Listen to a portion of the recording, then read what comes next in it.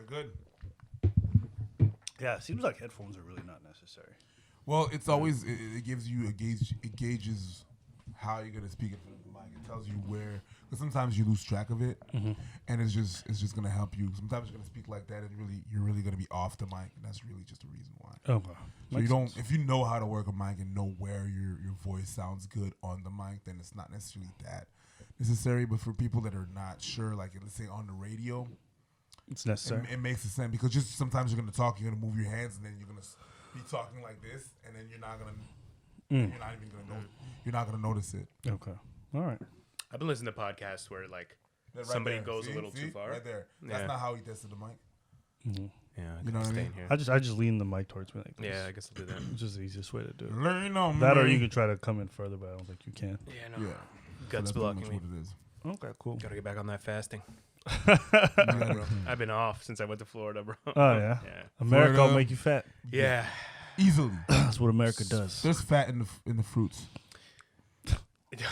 I wouldn't be surprised. I've never tasted shakes and smoothies so sweet. Like it's not supposed to be that sweet. You know when I realized Americans eat differently? When I had their McDonald's. When the first time I went to a fast food joint in the States, I was like, why does this taste so different? This is nasty. It's like they add grease to it. Yeah, and I remember I was going through the drive-thru and this lady's like, so what size drink do you want? And then she said something about 2 liters. Yes. For a pop. And That's I said, that's a gallon. what do you mean? And she's like, we just give you the pop bottle. I was like, bro, what the fuck? What you mean 2 liters? I'm not trying to fill up my car. For one I'm meal. trying to drink. Yo, I was like, that's nasty. That's way too much soft drink for one. And then Europe is the opposite. Europe is Right. very small portions. Yeah. Their McDonald's is very tiny. And I just remember seeing the difference. I was like, oh, okay, these motherfuckers are different. They're nasty It's too. like 5 Guys wouldn't make it in Europe. No. It's too much. It's too much. You know, I was actually talking about this with a French girl recently, but she was telling me like European guys, like their version of like, being a socially viable mate is like being thin, being nice in a good looking outfit for the most part. You know what I mean? Like they have a very specific slender look Yes. that they like. Yes. Even in terms of the outfits and the kind of type of clothes that they wear, you could normally tell generally when you're looking at a European person. Yeah. Peter Pan. That's the like that's I swear that's their fucking level of Yup. masculine Yeah. perfection. Yeah, you know? Peter Pan. This guy said it. That's funny. That's what you know. When I see European dudes in those skinny jeans, those tall skinny Peter dudes, Pan. I always think that motherfucker Yeah. looks I like ain't Peter mad at Pan. you. That's Yeah. a Peter Yeah. Pan. And then Americans are the opposite. Like nothing fits well. Nothing fits well. No. Like everyone got their clothes from Walmart and then they inherited from their dads. Yup. And so usually these people walk That around. describes my wardrobe. Actually, So people walk around with these oversized clothes and their diet is very indicative of that. They're ready to just expand at any point. especially in the South. Yeah.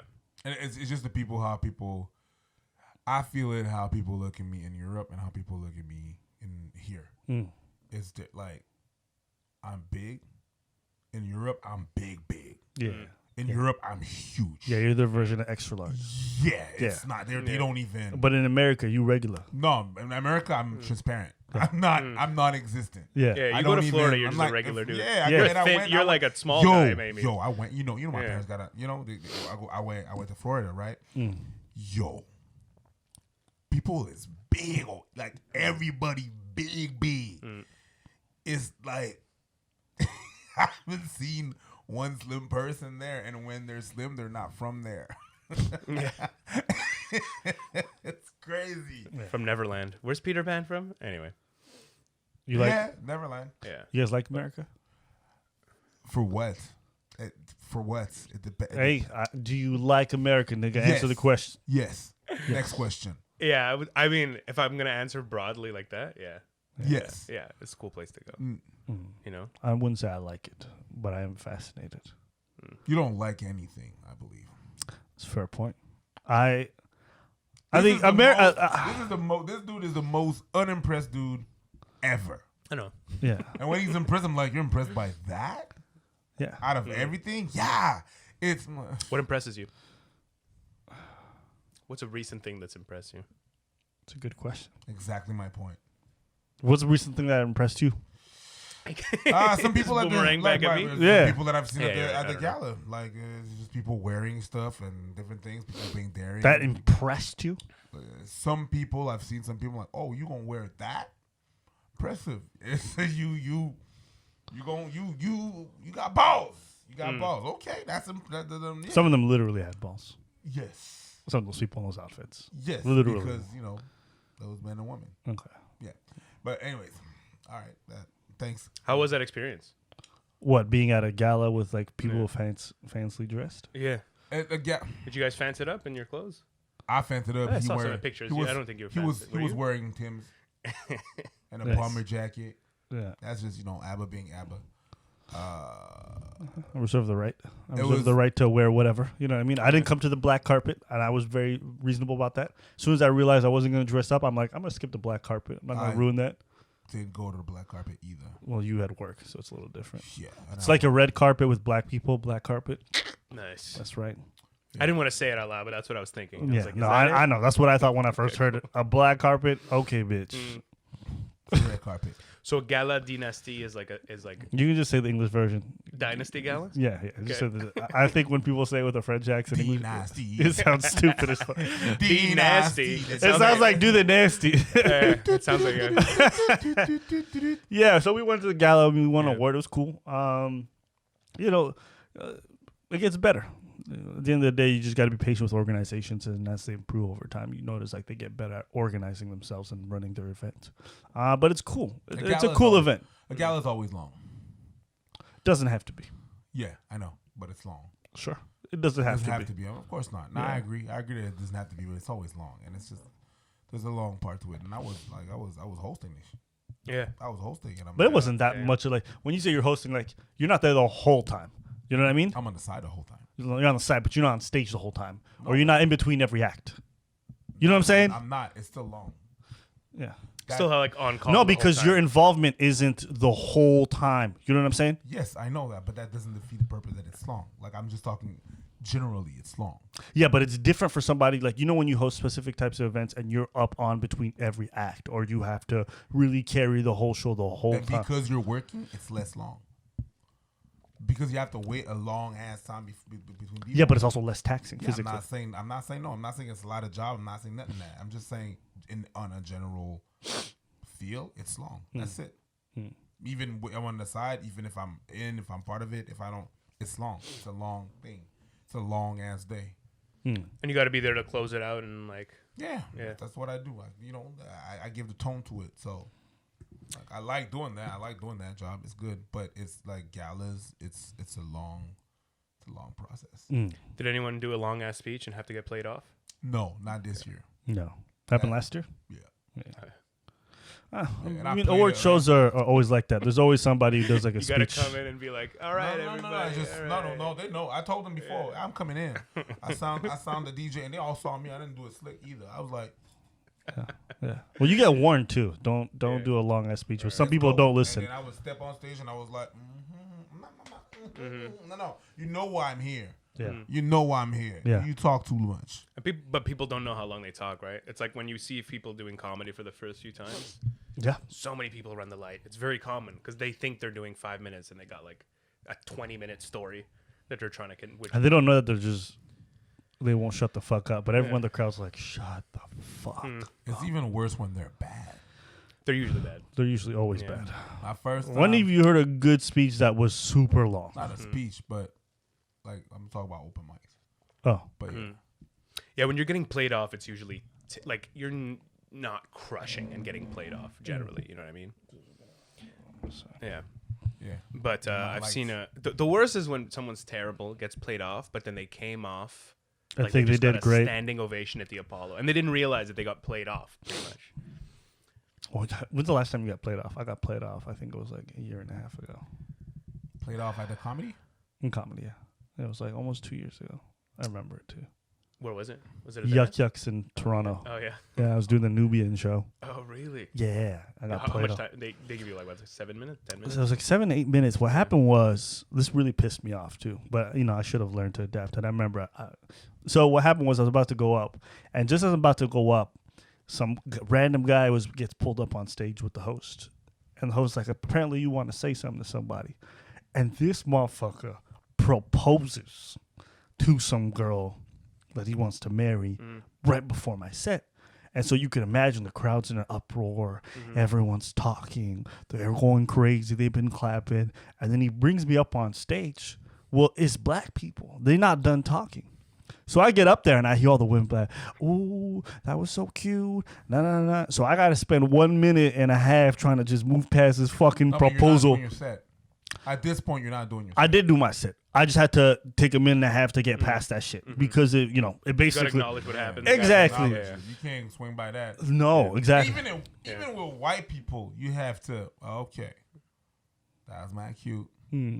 But according to the surveys, in 5 years they're done. All right, move on. You gotta assess that. But they were still in that hubbub, so I took that time, handled it, moved past it. Then I went into my set. And then I think in the last minute of my set, where I was about to end, they just played me off because I'd gone over by that point. I remember me coming off. How did they play you off? They played music. Music at all? Really? Yeah, they played music, and the host came up, and that was it. That's soft. Was it a good song at least? That's a good question. I don't remember. I remember being so fucking pissed because I heard the music. You know when they start scaling it up, and you hear it, and you know it. You're like, fuck. That's what I was thinking in my head. And they played it off, and I was like, all right, thank you guys, and I got off. And I remember being so pissed afterwards. But I think in hindsight, when I thought about it, I'm like, I should have been professional enough to recognize that I took that first 2 minutes to address it, and I should have adjusted my set accordingly to fit. But I was still fairly green at the time, so. But I remember that's like the last time, and it never happened since. There's a couple other times I should have been played off. Yeah. You know what I mean? Yeah. But they just don't because they don't have the sound system set up for it or whatever. Right, but I'm like, I've been there too. I'm definitely 3 minutes over, and I deserve to get played off right now. Yeah. Bordel to just cut your mic off. Okay. That's what they don't even play you off. It's just. That's brutal. And the second step is they shut the lights. Yeah. The spotlight is not on you. They just shut it off. Yeah. Have you seen that happen often? Yeah. I've seen that happen. Open mics mostly, right? Open mic. Okay. Not normal. Normal, you just don't get booked there anymore. Yeah. And that's a good gig. That's a $120 gig right there. You're never gonna get booked there. That's an amazing gig. It's a great gig. Yeah. So, what a fucking dope room, man. That place is. Yeah, it's a good room. Yeah. The best room, in Montreal, in Quebec. Yeah. I'd say, but whatever. Yeah, when we did those English shows, it was. No, it's well built. You can tell it's well built. Yeah. Acoustically, sound wise, it's like. Can't wait to see the other side. Anyways. Yeah. The building is like a room. Right. That's true, huh? Sitting at 140 people. Can't wait to see that happening. But whatever. Fucking dope. All that to say, the gala was pretty cool. Pretty dope. But yeah, congratulations. Thanks. Yeah, man, that's big. Big things. Big things. Yeah. Banana clip fix things. Yeah. Yo, just going back a little bit, because I remember we were talking about food deserts once when we were shooting that sketch a little bit. And I think that's where I stayed in Florida. It was like near Fort Lauderdale, but way inland, not near the water. Okay. And it was a pretty grimy neighborhood. It was like there was like basically a trailer park where we were staying, like a RV resort. Opaloka. Wait, I thought you were staying with your girl's parents. Yeah, in an RV resort. But the neighborhood that it was in, Carry on. Yeah. I would judge those white people so hard. I'm like, this is what you're doing with your privilege. It wasn't. You know what I mean? I ain't mad at you. What? Yeah. I did not fucking date into a white family for this bullshit. Well, when I was told Florida tropical by the beach, I was sold it a little bit differently. Tropical by the beach, and it ain't got nothing to do with the beach or tropical. No. But there's bitches. It's not tropical by the bitches. But it seemed like I was like, okay, this is what a food desert is, because I didn't see one grocery store within like 20 blocks, and the block, and I don't mean blocks like blocks in Montreal. I mean like it's like a 10-minute drive. Yeah, for each it's a block. place where you have to order. And but like the only shit that was around there was just every corner: Baskin Robbins, Dunkin' Donuts, Wendy's. Then you drive. There's nothing. There's an abortion clinic here. There's a fucking pawn shop. Wendy's, Dunkin' Donuts, Popeyes, Yeah. and then you keep driving, and then it's just for like 30 minutes. Yeah. It's like if you grow up here, you don't have a car. That's it. And you know, when you're a kid, you want to eat. I want to eat now. No, I mean you you want to have a little snack. What's Yeah. around? All that crap. Boom. That's it. But like, you know, the grocery store was like fucking, I don't know. It's a good drive. If you don't have a car, you're fucked out there. Yeah. You know. You're gonna eat some Popeyes for weeks and weeks and weeks, weeks and weeks. But like everything in it's the States, so everything is big, so everything is far. Yeah. You don't realize that because before we went, I was like, okay, it looks like I'm looking at the map and I'm like, all right, that's close to the beach. No, We're gonna my parents walk are to like the 45 beach. minutes away from Fort Lauderdale, Right. but that's normal. Yeah, everything's far, man. That's And there's so normal. much traffic. You don't realize. We're like, oh, we're 40 minutes from Miami. And fuck, no. We're like 3 hours. With traffic and actually getting there, 3 From hours. Fort Lauderdale. Yeah. It's almost 3 hours with the traffic. No way. Yeah, man. Oh, okay, yeah. With the traffic on, I can get that. Yeah. And me, I was like during the holidays, and you know. Again, we weren't in Fort Lauderdale. We when were I like dri- around yeah, Fort Lauderdale. When I drive, Yeah. my parents are right next to the highway. When I drive. So I know, I was drove with you. driving, but everybody drives fast there. That is true. I was just driving, Yeah. and at some point I Yeah. looked down. I was like, "Oh shit, 150! I'm gonna slow that bitch down." Yeah, Everybody and people were just. A little old lady was just right next to me. I was not like zooming past cars at 150. Everybody was going the same speed, and just little old ladies, old guys, just like going 140, 145. Not a problem. Everybody drives fast. So, yeah, but the roads are. Yeah. The roads. Yo, when you go to the States, the roads. When you get out of Quebec, period. Yeah. But the roads in Florida, that shit is smooth. That's just great. It feels great. You don't have to watch for potholes and stuff like that. It's just great. And sometimes I got my cousins from New York, they talk about, oh yeah, we got potholes. No, the fuck you don't. Okay? You got it's like one hole in the city that everybody knows about and they go around it. And that's it. Okay? You don't have potholes. Yeah. It's If you remember the street it's on, that's not a pothole. You're like Robertson Avenue, right before the bank. There's a hole. You're like, yeah, we just have. yeah. It looks like the surface of the moon, man. Yeah, man. So yeah, the States. I can't say I don't like it. I like it. I like the States. I like some part of it, some aspects of it. Yeah, I enjoy my time there. It's different. It's a different planet. Next time I'm gonna go shoot guns. That's for sure. Yeah. I'm not a gun dude, but I want to do that once. I miss Just once. I miss guns. I miss shooting guns. That's the one thing that I miss from when I was in the cadets. Shooting guns. That's dope. Because it calms you down. It's a whole game. You in the military? I don't like guns. No. No, never liked them. When I had one, didn't like it. Didn't have one, didn't like it. It's indifferent. I don't care if other people like guns. I'm not one of them people like, oh my God. I just don't give a fuck. It's like, I understand, I guess some people just like the power and they like the whole process. For me, it's like, yeah, I don't give a fuck. I could see. I hold a Nerf gun and I feel powerful. If you can't shoot, because you can shoot people. I swear to God, bro. You can shoot people with a Nerf gun. Like, generally speaking, with guns, you're not going to have most people who own guns will never shoot at people. No.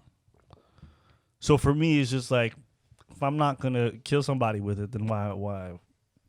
It's the marksmanship. It's just like saying, I'm not never gonna do competition with something. But Yeah.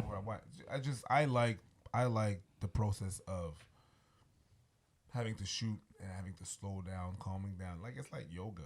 You have to calm down. You have to be concentrated. You have to, and being concentrated is a hard thing for me to do. So it just helps me with that because you concentrate on one task and one task only. So that's pretty much what you do. You just concentrate on that. You slow down. You're conscious of different things in your body, respiration and stuff like that, and just how you are shaking and holding the gun. So it's being conscious of a lot of things, and it helps. It's like I like. It's not even just. It's not just guns. I like bow and arrows. I love shooting arrows. I love that. The same process is a different thing. You have to be calm and it slows you down. Yeah. So I like that. That's That's how I feel when I do the dishes. I'm serious. I swear to God, I like doing dishes. You know, I am mad at you. It's that meditative moment. I'm being real right now. Do you have meditation. Do you have a water spot on your shirt when you do the dishes? Yeah. Okay. Oh yeah. If you don't really do the dishes. Nah, you got to get in there, bro. You got to get in there. Yeah. So you got to get some on your shirt. You got to get some water on your shirt. But is having a gun part of it is just like the protection too, or is it just you just enjoy shooting? For me, it's not even a protection. Yeah. It's not a protection. It's really just like I don't have a gun, you know. But I mean, it's hard to get one here, isn't it? Yeah, it's very hard. You can have one, but it has to be hunting related and stuff like that. Like, or if you are part of a shooting association and you do. Anyways, it's a long ass process. It's not like in the States, but I don't have guns. I was about to do my permit, as a matter of fact, but I got other things to do right now than that. But yeah, it's not the protection. It's really just the sport. It's the sport. I'm not here to kill people, have my gun with me, and you don't mess with me because I got it's not even that. It's just the sport. The sport, the marksmanship. That's what I like. It's not even for protection, and it's different things that you have to like. Having a rifle is not the same thing as having a handgun. It's not the same technique. It's not the same anything. But yeah, the sport. It's a great sport. It's a cool sport. That's pretty much It scares shit out of me, to be honest. But I would want to shoot one just once, in one of those shooting ranges. Get those things on. You might enjoy it. Feel like a real man. Go to Florida. You can go to the Rifle Museum in Florida and then shoot for $99. I feel like I'm gonna get shot if I go there. Shoot a rifle and stuff like that. A bunch of things. You want them terrorists, boy? I don't want to go walking there. People who like guns in the South probably don't like me too much, I feel. Probably not. Yeah. No. Probably not. We got other issues right now. Yeah. There's a virus going on, so. Yeah. But no, like, fucking, I'm sure you've felt this a lot. Both of you felt this a lot more than me. But I was in Kingston last week. It was the second time I went there. But I walked Kingston. Yeah, man. Kingston, Ontario, buddy. Oh, fucking, that's the second best Kingston there is. The second spiciest peppers there are. Yeah. And I genuinely I didn't realize this till this time, because last time I didn't really walk around. But I'm kind of scared of large groups of white people. Like when I'm walking through, I really did feel like an outsider. Like, because we take it for granted so much that it's so multicultural here. And believe me, I've been to like the country, I've been to places, but like this is a town where I feel like a Dothraki fucking, like on a horseback who's just walking through, and everyone's in armor, and everyone's like, it could be in my head, right? But I like when I see like 5 dudes in flannel and Timbs, and they're like walking, like I'm passing them in the street, I'm just kind of like, what's going on? Are we gonna fight, or gonna have like a line dance competition, or you know what I mean? Did you get that feeling from the way they looked at you? Yeah, but like I overthink. I'm paranoid as fuck sometimes, so maybe it was that. I don't know if I'm just crazy, or if like you need to stop the reefer. Yeah, maybe. Was that what the accent was? Was that Brazilian? Yeah, the heifer. Yeah. that shit that we had with Joe Hogan. Oh yeah, Joe Hogan. Smoking the heifer. I stopped for a long time actually. And you got back on that? Maybe I'm dabbling. It could be, man. Why are you not afraid of large groups of white people? Depends on what the situation is. I mean, usually, mostly not. Most of the time, they're afraid of me. I don't have that luck. It depends. Yeah, it really depends where you are. It could be all in my head, but for the first time, I was very cognizant of like, this is not a multicultural place, and I'm walking by these people, and maybe they are thinking like, who the fuck is this? Or maybe they're like, hey, that's my Uber driver. Like, have you never been to small towns? I don't know. I have, but I've never really been alone, just walking around, just me for a while. It's not really a problem for most small towns, to be honest with you. Most people are not going to pick up a fight just to pick up a fight. That's most people. It could be all in my head, but you're going to walk. Most people are not going to just want something to eat, like, because you a big dude. Only gonna- time it's a problem is when you hit up bars and people get drunk. Yeah. Then it changes a little bit. Yes. And then I'd be more cognizant of like the racial dynamics in the room and how people are acting. Because with alcohol in their system, sometimes if like most people in small towns, they got no problem with you. But once alcohol gets involved, sometimes prejudice comes out very quickly and it can get awkward very fast. So that's the only time I'm very careful. But I avoid bars, so it's not a problem for me anymore. But I'm there. The context of me being there is I'm emceeing the show, which is in a bar, basically a comedy club. Right. It is a bar with a show happening in it. But so I guess that's where it started because I'm emceeing all weekend, and I'm used to a very not necessarily super diverse. There's still a lot of, it's still mostly white in a lot of comedy clubs and like go to Comedy Nest here, but it's like. There's at least a knowledge of other cultures, even if it's not a super multicultural crowd. So from just the way they interpreted some of my material, right? You know what I mean? I was like, okay, maybe they just don't like where I'm from. You know what I mean? I don't know.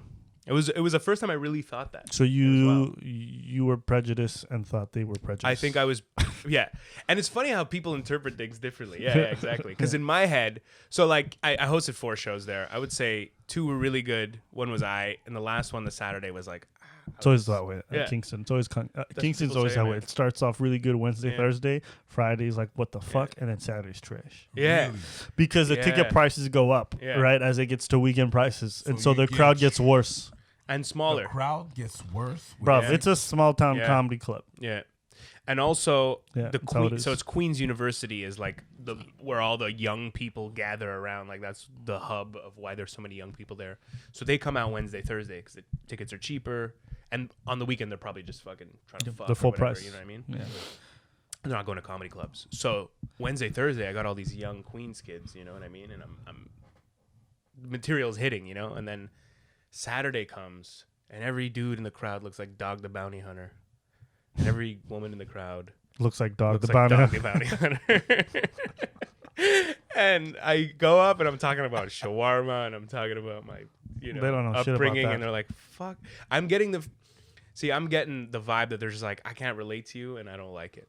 Yeah. And that, I guess, going in, and then when I walk around in the town, I have that in my head. So maybe it's me being paranoid. Yeah. But it's really funny how you interpret shit differently. Have you ever had somebody like come up to you after a show and be like, "Yo, I like your stuff," and whatever, they're compliment, they like your shit, but then you talk to them for a minute or two and you're like, "This person is insane." Yeah. Yes. Like I'm almost like I'm pissed that you even like my shit, because now like, is this my demographic? These psychopaths? It's pretty much Kurt Cobain. I call it the Kurt Cobain effect. Oh, the Kurt Cobain effect. Where Kurt Cobain was singing about people, douchebags and stuff like that, and people that are, and then those people started going out of the show.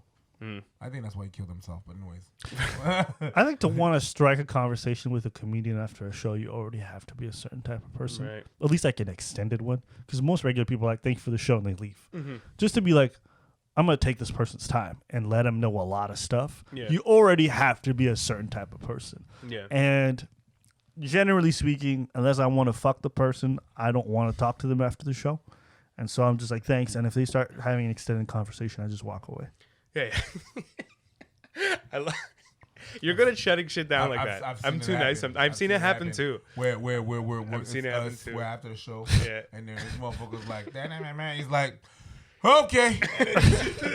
No, because there's a point in the conversation. He just gets the fuck, and I'm like, Yeah. I and say people, this. People look at me like, did he just leave? Yeah. He's not here anymore. Is he? He's coming back though. Nope.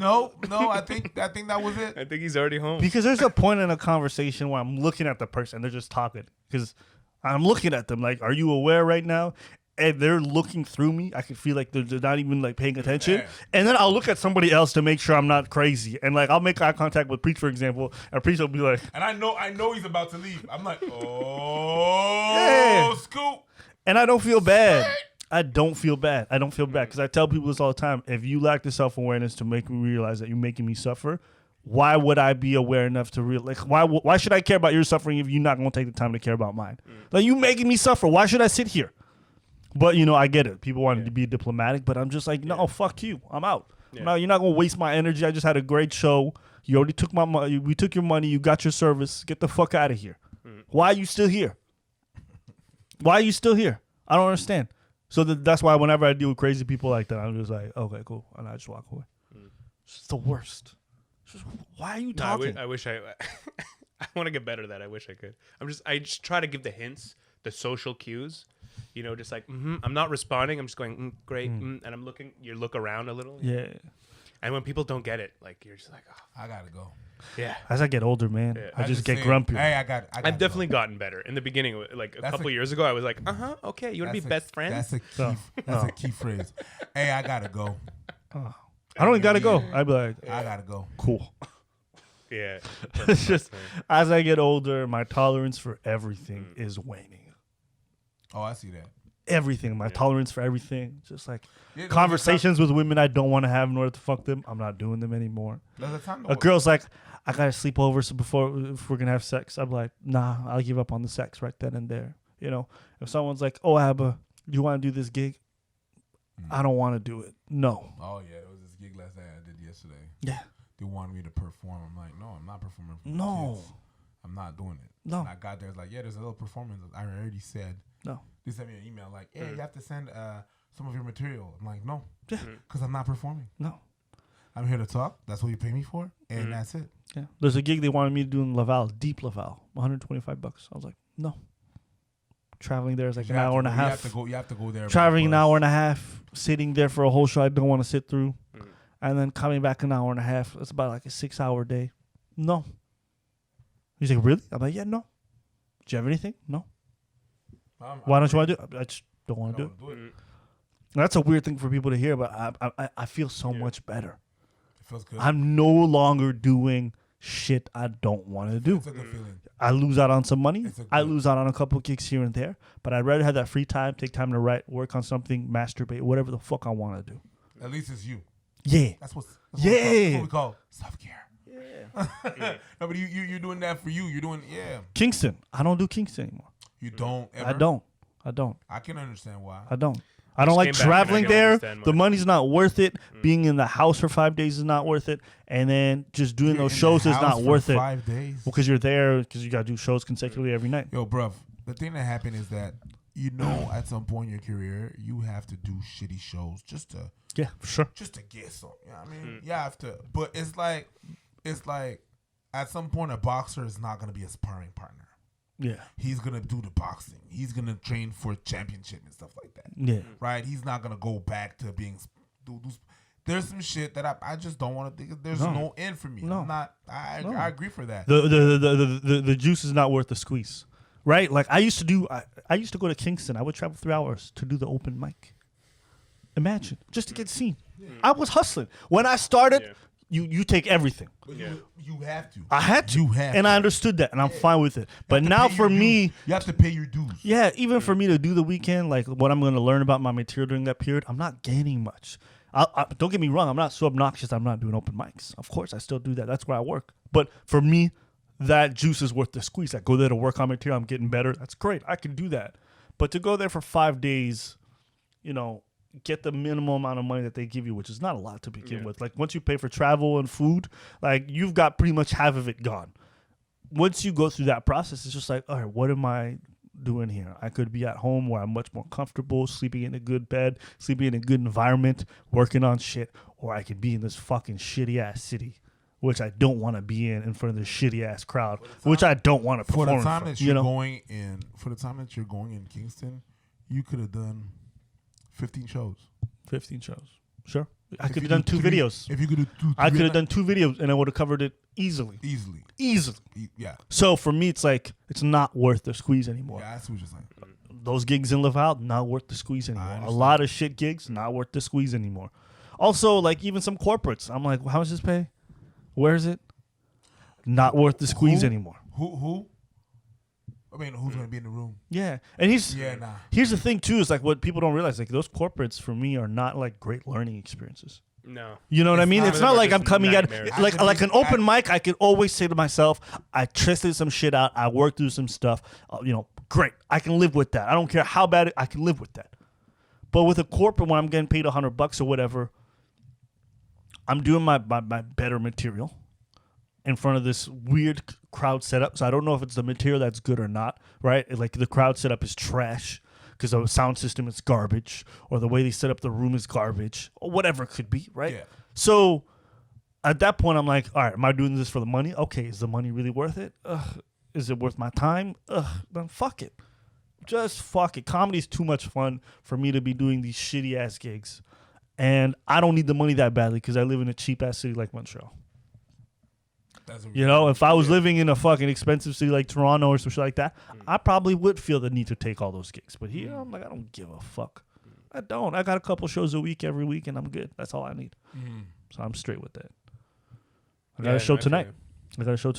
You know, at Peroni's downtown. It takes me 20 minutes to get there. I get paid, what, like 20? But it's worth my time. I work through some material. I've grown, and I'm good. In and out. But I'm not. I'm just done with shit gigs. I'm done. I feel like if I go to a new city, I'll go through the process because it's necessary. It's not the same thing. Yeah, but exactly. It's not the same thing. You're not comparing the same thing. No. You go to a new city, you're gonna establish yourself in a new city. You gotta kind of start over. You gotta make your name. So there's gonna be that period where you're gonna do all of that. Yeah. But after some point, there's nothing you want to learn about. Even that I won't do forever. You want. Of course not. You want to learn. You want to learn. You want to learn You want to learn about the city, and the best way to learn about the city is do all those things. Who are the people in there? So you have to go. But once that is done. Yeah, once you know what the shit gigs are too. Yeah. Yeah, it's wild, man. Just a couple of years ago. I mean, all of us are still pretty fresh in comedy. You know what I mean? It's like relatively, right? Bruv, in Montreal, we're veterans. In Montreal, we're veterans, but overall, it's crazy. It's fucked up to say, in English, but we, you know, there's just the headliners above us and that's it. And I don't mean to be obnoxious, but like people go to Toronto, people leave, you know? People leave. That's the big thing. And then I also look at lineups, and then when I'm on shows, I'm like, oh, okay, I'm definitely the top dog. And I don't say this like to boot myself up, but I just tell by the way the producers put me on and the way they always want me to close out the shows. I'm like, okay, these guys see me as a person who can perform for them when need be, right? So I'm always getting asked to close out shows now, which is where a lot of people I respected were when I was coming up, right? Yeah, there was people I was looking up to who were in that position all the time. And I was like, and now I'm there. You passed them. I'm there now, you know? So I know when I get booked on the show, like I'm no longer that opening act that people like, no, people have to watch out. Like motherfuckers when they follow me and I'm doing my best stuff, like when I did the JFL showcase. Yeah. Right? Oh, you did that? Did. You killed it? I did. I killed it. You know what I mean? I had a headliner following me up and he struggled. You know what I mean? So it is what it is. Because I come correct. Where did you go in the lineup? They put me in the middle. Okay. Yeah. You went up first. I did it at the Nest. That was first. Yeah. First. Yeah. I heard that show was rough. It was kind of rough. I was honestly considering it. I'm happy with my set, which I rarely say. Yeah, he does rarely say that. So, this motherfucker's always coming off like, woe is me with about it. So I'm like, bitch, you did fine. But if you saying that, then I trust you. But you know how it is. Sometimes you're just not. You're like, I didn't do what I wanted to do. Yeah. You know. Yeah, that's your problem. But I did. Now I'm thinking back and I'm like, I could have done it a bit differently. But the hosting was, you know, David Acker, who's genius. He's great, and he's been doing it so long, and he's so quick, he's so sharp. He's one of the best hosts I've seen, and they were cold for him. And I've seen him host there. I've never seen a crowd that cold for him. He always busts him open. Sometimes the problem is when the people get in the room and they know it's an audition. I think that was the vibe. They feel like, okay, well, I'm on The Voice now, and I'm a judge. Like they feel entitled to. They feel like if you tell them it's an audition, they're gonna be like. Well, you're not gonna pass. Like it's a balance, though. It's a balance because it's not just people being like, "You're not gonna pass." It's also comedians being like, "I'm gonna be super strict about my set," so nobody's really loose.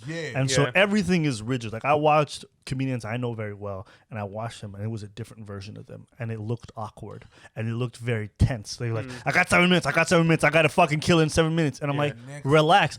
I do well at those auditions because I don't give a fuck. I'm already in the festival. That's what I was. Suck my dick, bitch. Right? Like it was like that last year. Last year, I was one of the only ones who got something from those people. You understand? I didn't give a fuck about my set. I came back this year. You know what somebody told me when they came off? They're like, but you look like you don't care. I'm like, because, bitch, I don't care.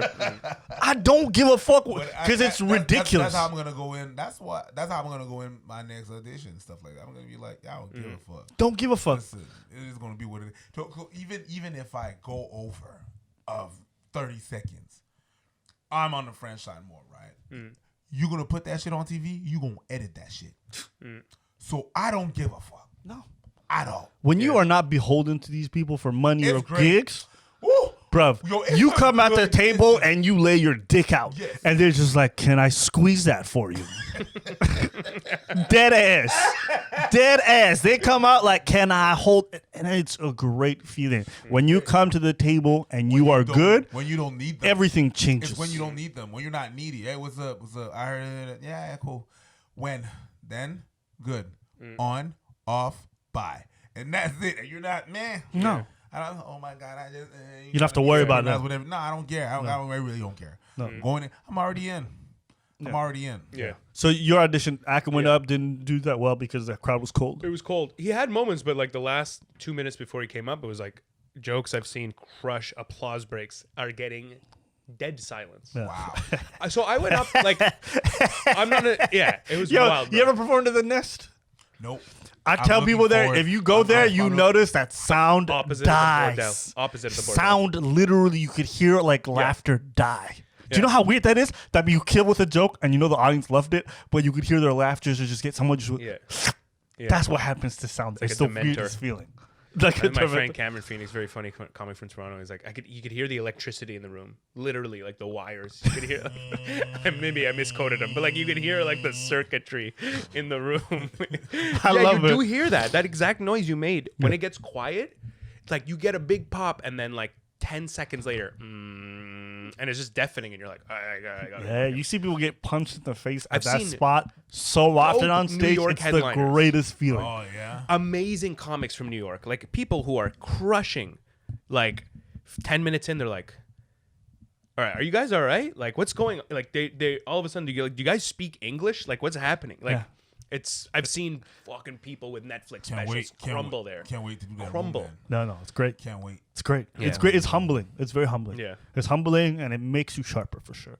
Yeah. I love performing there. For me, it's always a good slap in my face. And also when my material works there, I'm like, bitch, it works. This is Yeah. a kill. Bitch, like when I do a full weekend and I'm doing the opening spot and I'm just working on my one set and it's working most of the time, I'm like, all right, this is tight. This is good shit most of the time. But Yeah, generally. yeah. So yeah, considering all that, I'm fine with it, man. Like I maybe I would have gone back and changed some things. I'm not lucky enough to be in the position you guys are. I do care, but over the years I care less because I'm like, I don't really even think you're watching me that closely. So I'm like, let me just at least have fun. Yeah. I honestly didn't even know my set until like an hour before. Yeah. I was like, I'll probably do this. I was in Kingston and I was trying to run shit, but it was tough because like just some of the things, like, you know, I have a bit about shawarma. It's all about like, you don't want shawarma from an immigrant who's too assimilated. That's the premise. And I go off on that premise.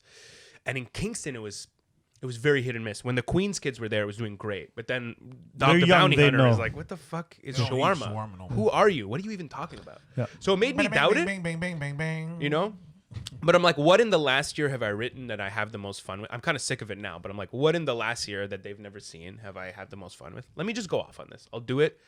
And that was it. It wasn't very like, I'm going to say this and this and this. Like I had moments where I tried to just be loose. Right. I did 720, so it's like maybe that's whatever. Doesn't 20 fucking matter. seconds. Doesn't matter. I don't think they're timing me. Considering that, I'm happy. Did I have the strongest set on the lineup? Definitely not. But I was first, and the person who followed me didn't do phenomenal. So, Yeah. Also, like, you know, the funny thing about these people is that they're looking for specific things. yeah. Because they got specific galas with specific themes. Yeah. So if you do a very immigrant-y set and they got an immigrant gala or immigrant show, Yeah. that's perfect for them. If you do a very queer positive set and they got a queer positive show, you're getting booked. So like the It's just plethora like- of things that have to fall into place for you to go through for these auditions are very long. Like, and also the truth is this, the gigs aren't good. I'm going to be very candid with you. Like the gigs are trash. Like they put me on a couple gigs. They pay is garbage. Yeah.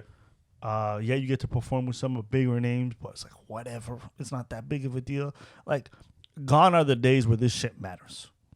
Yes. It used to matter a lot more. Even from what of every course. comic tells Even on me. the French side, you know, back then you used to do a gala and your whole career was done. It was You take it off. set. Yeah, You it's over. set. It's if you do over. a gala and you were good, then boom. If you did a gala and it was your first gala and you had a standing ovation, And here's the crazy part, bro. A Star is Born. Star is Born now. Yeah. Here's the crazy part. You know what? If your brand is proper and you do that same audition or you have that same set, all of a sudden you deserve your own gala. So the problem isn't your material. The problem isn't your skill set. The problem is the brand. Well, it's just like when you dig what I'm saying? Like no one's gonna put you on these big name galas unless you got a big name. That's why they want to know that you've done shit. So at the end of the day, your talent level is irrelevant for them. It's not a big factor. 2 years ago when they did that, when they brought that YouTuber, Mama whatever, he never done stand up, and he never did stand up, but they brought him, and that he crashed. Yeah, but you know what? He's got a big name. So I tell people like, you guys think this is your audition, but your audition is every day. You're not building your brand. You know what I'm saying? Like until if you're only building your brand when there's audition, you're late. But that's not even building your brand. You're just auditioning for someone else's brand. I know. You know what I'm saying? So that's what I'm saying. Your audition is every single day. Yep. When you got to put out content and you got to work on your own shit. That's your audition. That's your real audition for success. Because these festivals, they can't do nothing for you. They can't do a single thing for you until you've done it for yourself. It's just like when applying, like going on an audition for a movie. I mean, you could be good. But if you don't fit the specific role or the casting, yeah. The days of doing comedy the traditional way are pretty much dead. Mm-hmm. They're pretty much dead. The story of a old time Quebecer and old man, I'm not gonna fit the description, right? I'm not gonna have the gig. Yeah. Even if I do the audition, that was great. I could fake the accent as much as I can. Yeah. I could do whatever. I could be a great. If I don't fit, if it don't fit. A friend of ours has got a recent comedy taping on a big network on a comedy, and great. I said, congratulations, bro. In Winnipeg. But here's the thing.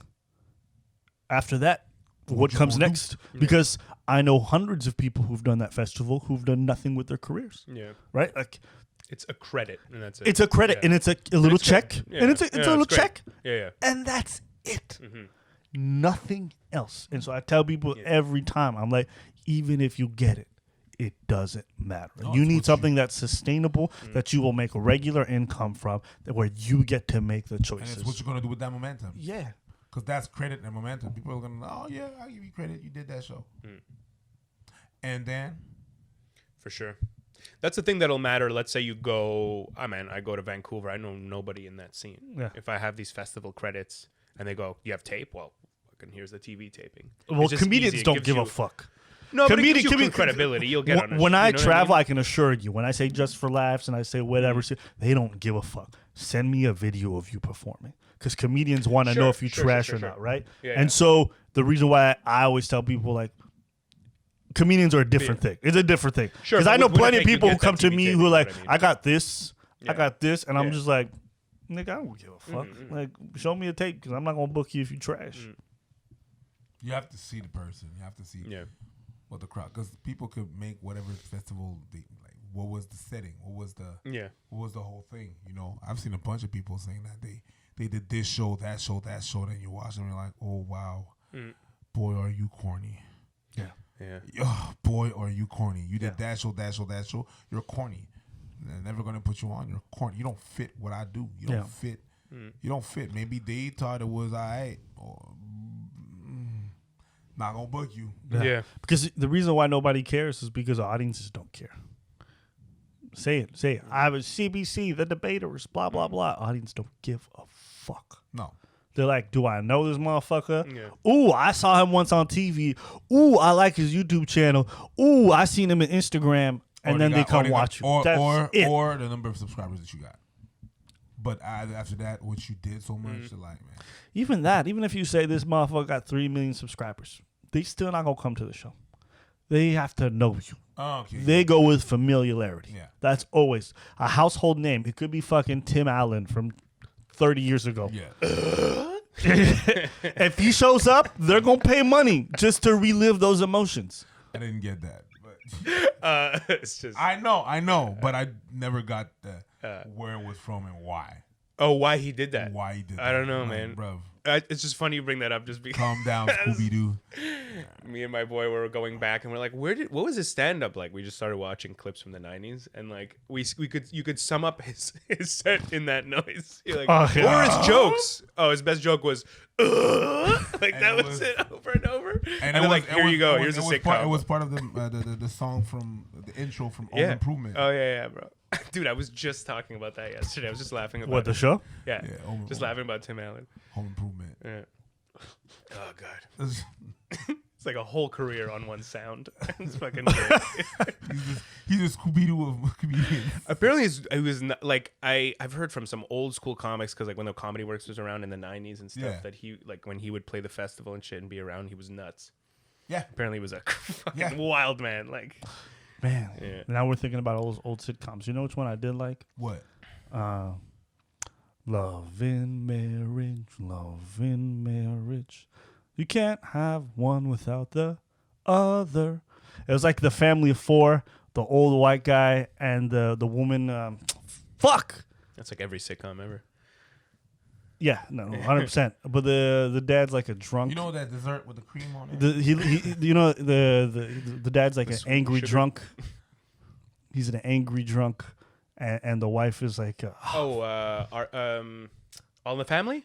I think it's All in the Family. Yeah. Archie, is it Archie Bunker? Man, I don't know what the fuck you're talking about. I think it's All in the Family. Yeah, I'm pretty sure that was one. That it just came back to me. Because the mom, I remember. He's like borderline abusive to his wife. Yeah. It was a really weird sitcom. Because I'm like, white people are fucked up. That was like the first indication.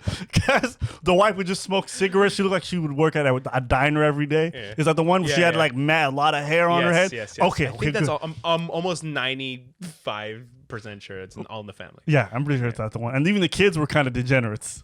This guy's looking it up. You don't remember All in the Family?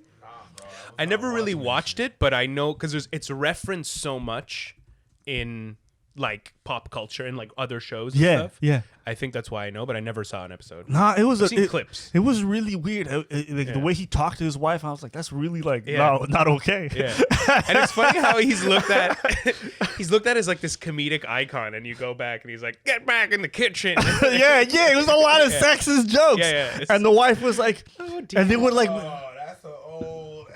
Let me see the one. Yeah. Well, this guy. Archie Bunker. Yes, I was right. Good. Yeah, this guy. Show me images. This guy. The guy. Yeah. It's all this. It's this, right? What's the second image? No, the third one. Yeah, it's that. I think you were referring to that guy, right? Or no? No, that's right here. Yeah, that guy. Exactly. That's not the one. That's not the one. But Archie Bunker, the guy in the third image is he's a great actor. I think is that Woody something. Yeah. But yeah. That's crazy. It's funny how, it's crazy how like I'm not sure what year that's from, but that's at least 30 years, right? At least. Maybe more. But it's crazy how when you go back to mid 2000s, you watch a movie and the shit that would not just not fly now would get you canceled in a fucking second. Yes. That is just like in the most popular movies that just flies. You know, like if you watch movies from the early 2000s, like when I was in high school, you know what I mean? You like any like ethnic character is just like a gigantic stereotype. Yeah. There'll just be an Asian dude who comes out of nowhere like, oh, I do kung fu, and everyone's like, oh, that's Ching, and that's like the punchline. You know what I mean? And now it's like you look at it now and you're like, Jesus Christ, like, dude, where's my car? Was a disaster. Who the fuck? Yeah, huh? Cheech Chong. That was like it wouldn't pass. That shit would. Yeah, none of that shit would pass, man. There's a lot of stuff like that like. Yeah, just blatant stereotypes constantly, or just like, fucking great, dude. I wish I could think of specifics I haven't seen in so while, but oftentimes I watch movies from that time and I'm like, wait, really? Because it seems like, okay, if I'm watching a movie from the 70s, all right, I know times have changed. Something I didn't get as a kid. Sure. I was like, oh. Yeah. I get it. If you watch like the, what's the name of the guy with the white hair? He's a cop or an agent, spy, and Columbo? No. It's a movie. 33 1/3. I'm terrible with movie references. Anyways, I don't know. Yeah. all those little movies. Because at that time I didn't watch them in English. I watched them in French. When I was a kid. It's called L'agent fait la farce. What was that? Hold on. Is it movies where he was just a clueless agent? So all those movies, the little jokes that there was in there, it's like makes no sense. Even The Simpsons, man. I grew up on The Simpsons, and I rewatch it now, and I'm like, oh, I thought I understood that episode or that joke. And Naked Guns. Oh shit! Yeah. Naked Guns. A lot of jokes in Naked Guns. Leslie Nielsen, is that his name? Yeah. A lot he of was jokes in Airplane. in Naked Guns. Sure. Woo, Yeah. I wouldn't pass. Yeah, he was in the movie Airplane, which is a very funny movie. Same thing. I watched that as an adult, and I was like, oh. A lot of racial stuff. A lot of racial stuff. And there's that scene where everyone's slapping that woman. Like, get a hold of yourself. Everybody's thinking like they're taking a turn. They're like, snap, shake, slap. It was like a bunch of things that would have passed. Or Found It, Married with Children. Okay. This shit. That's what I was thinking about too when you said the hair. Yes, because he looked like. Okay, yes. Okay, never seen that show. Never? Yes, man, this guy was just look at how he's standing. Look at how he's standing. Yeah.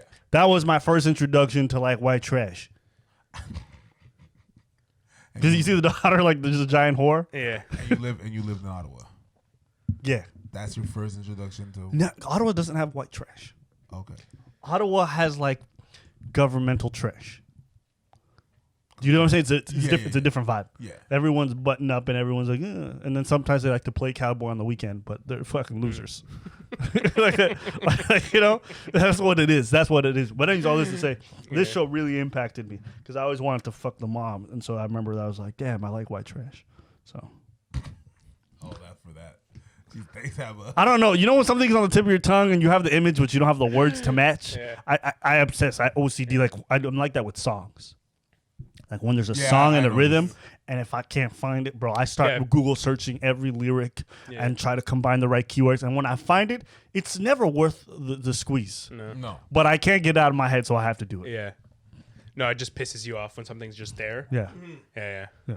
You're searching everything. Yeah, when it's a song and you're like, the song that goes doo doo doo doo doo doo doo doo dee dee. Is that you're trying to Google it like that? Yo, you ever had someone like ask you if you know a song and you're like, all right, so, and I'm like, no, and they give you like a lyric and they're like, you know the song that goes yeah, and you're just like, bitch. What did you say? Yeah, you know it goes yeah, and it goes dee dee dee dee, and you're just like, get the fuck out of this room. You know the song that goes yeah? Oh, you mean like I don't know, Usher? No, and they're acting like you're the problem. Yeah, that's ABBA. Yeah. Like, I don't get your fucking song, man. Yeah, that's how you be. Damn, man. Yeah, aren't we glad that 90s sitcoms and all that shit is done with? Because I felt like a lot of them were garbage. Yeah, most of them are terrible. And new age sitcoms are even worse. They're unwatchable. They're unwatchable. Sometimes like they're still making new sitcoms. Yeah. And they're almost always bad. They're completely unwatchable. Because they're so corny, Yeah. and the way that they're done is just corny. But then I'll rewatch old episodes of like Fresh Prince, for example, and it's still good. It still stands. Fresh Prince was good. Yeah, Fresh Prince was dope. Seinfeld for me, I could still watch that. I still watch it all the time. I didn't like what Seinfeld. I didn't find it funny, but I could watch an episode and not feel like this is the most corny thing in the world, which is already a pretty testament to how good it is. I felt the same way about Frasier, oddly enough. I felt like their dynamic as two gay people, or they were gay, right? Or they were brothers. Never really watched Frasier. I think they were brothers. They were brothers? Well, they were either One gay of or them brothers. was gay, though, right? Because they were doctors and the way they talked was a little fruity. But anyways. I think they were just British. Oh, though. you mean British? Fruity. Oh. I would love if you just thought everyone who talked like that was gay. You go over to England, you're like, huh. How do you guys populate this country? You guys have a queen? Gay. Yes, queen. That is pretty gay. But stop me now. Frasier, I could have sworn they were gay. Maybe I'm wrong. But I felt like those were shows that I thought were always good, but I wouldn't want to watch. Does that make sense? Like I would want to watch because it didn't make me laugh, but if I was sitting there watching it, it wouldn't be unbearable. Yeah. Does that make sense? Yeah. And I think that's good. Like I feel that way about improv. Improv doesn't make me laugh, but if it's really good, I can sit and watch it. Yeah. But I think improv is garbage.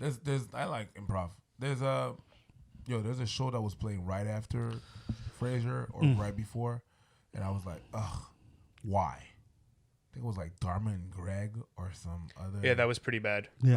There was a few that I just watched because you're right. They were before or after a show I liked. Like whatever was like before Seinfeld. Remember or that whatever. time in TV where you had to watch shit you didn't want to watch just to get ready for the shit you did?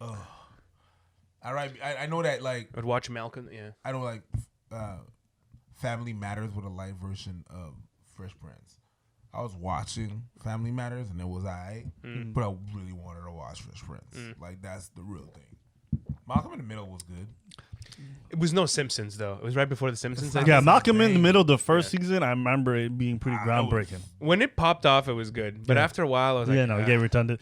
You know what was good though? I was really surprised. Remember that Jamie Foxx show? Yeah. That was because I was living in Ethiopia at the time, and like Arab Satellite would only play the same 5 sitcoms. So I would get Seinfeld, I would get the Jamie Foxx show, I would get Fresh Prince of Bel-Air, and I think I would get Frasier if I was like very unfortunate. And then that would be the 4 or 5 that I would Jamie watch. Foxx was It was a good sitcom. It was like a black sitcom. Though. Yeah. Yeah. It was like they work in a hotel and they're all part of the staff, and Jamie's trying to fuck his coworker all the time. And it's just the like, Haitian I don't think I girl. ever yeah, saw is it. she Haitian? Garcelle Beauvais. Ooh. Garcelle Beauvais. Yeah, I'm about that life. She looked good. She looked good. She looked good. Still Good. does. She still does? She's- Yes, God. She's still, yeah. Okay, good. Nice. And back then she looked good. She looked good, good. Wow. And she'd be like, Jamie, stop. And Jamie starts singing. And I'm like, yo, just give Jamie the pussy. I remember being a kid, like, yo, just give Jamie. That's what Jamie had a fucked up hairline and his forehead was all the way back. Yeah. Yeah, they try to do the Kobe Bryant. You know, back in the days, Kobe Bryant, like, he had like a full fade, a low fade, and then they used to go like that. Yeah. Yeah, I think that's what he was trying to achieve. But the hairline right here, The hairline was going way back. Yeah, it was going way back in time. Way back. It looked like a dam that was just wide open. It was like, what the fuck is this flood? But yeah, I remember sitcoms. I couldn't watch anything today like that. Even people that still rewatch Friends, I'm always amazed. Friends was one that I remember watching, and I'm like, I don't get it. No. That was one that I can't. It's unwatchable. to me, it's unwatchable. It was Like, so oh my corny. God, Friends was so good. No, Friends was terrible. Friends was garbage. No. I teach. And I judge black women who like that. Please explain. You do? Yeah, like Cause I do Please too. go. yeah. Like, I've met a few I like black Friends, women. I'm like, okay. Yeah, it's just, I judge people. Hold on. I judge black women that like Friends the same way black women judge me when I go out with my girlfriend because she's white.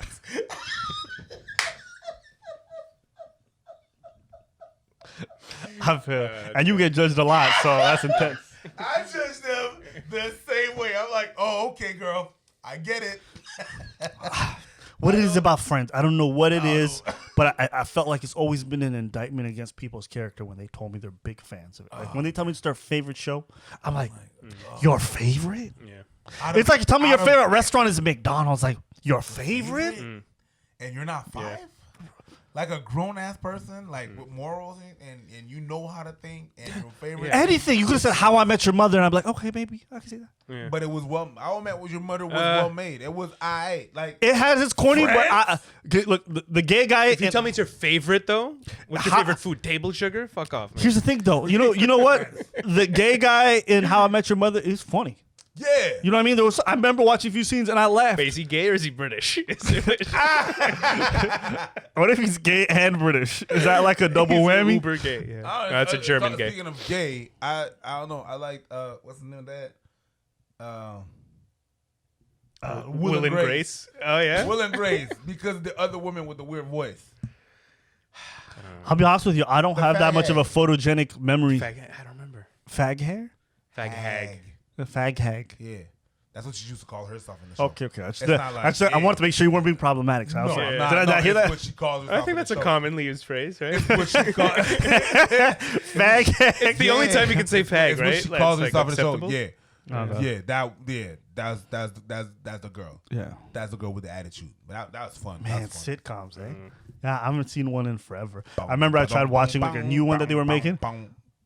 That's Good one. Seinfeld? Yeah. Yeah, that's a great Yo, intro song. I watched Seinfeld like 4 days ago. I really fucking just love watched it. Seinfeld I still for watch it. that bass line. Yeah. I can't watch it anymore. You know why? I can't watch it anymore because every time I watch it, I just think of Kramer saying the N-word, and I'm just like, That's why I watch it. Boom, boom, boom, boom, boom, boom, boom, boom. And it's like Friends. Friends, I used to watch Friends. Yeah. Shut it off. Yeah. Like that's the most. I hated that intro so much because they were always dancing in the fountain. I was like, fucking white people. Like, just seeing them dance made me angry. You know what I mean? Like just seeing them dance in the fountain just pissed me off. You don't like to see white people dance in the fountain? It just seems like the most privileged. People, like I'm going to a yoga retreat thing. You know what I mean? People when they have a barbecue. You want to call the police? Yeah. They shouldn't be in there. I don't know why. Who grills kale? Everything about the show bothered me because I remember I'd pop it in and they'd be in a coffee shop in New York and there'd be 0 black people. And then I'd always be like, this is the coffee shop they go to every day. And they're in New York. There's some coffee shops in New York that has no black people, though. But that's my whole point. Manhattan? But that's my whole point. Possible. You know what I'm saying? That's why I always hated that at New York. Like this is the vision of New York they were painting to the whole world. It's like New York is like black people are not gonna go to Soho. Yeah. And Soho? Who the hoe? You the hoe. I ain't going to no Soho. And then they're not gonna go to Soho. Listen. But also the fact that they afford apartments in New York. Yeah. Like, they're all like unemployed or work at a coffee shop. Or everything about the show was privileged. Like, and I don't say that lightly. It's just like even the idea of like dancing in a fountain and this is fun. It's like black people as a group could never be dancing in a public fountain. No. You know what I'm saying? And police not be called to take us out of there. No. So it was just like everything about the show and the choices was interesting. And I remember there's like an interview with one of the actors and he's like, I try to really get representation on the show. So I really told him like, let's do that. And like they did, you know, like some of the girls I dated. He dated one black girl twice, like throughout fucking 6 years. Woo, representation.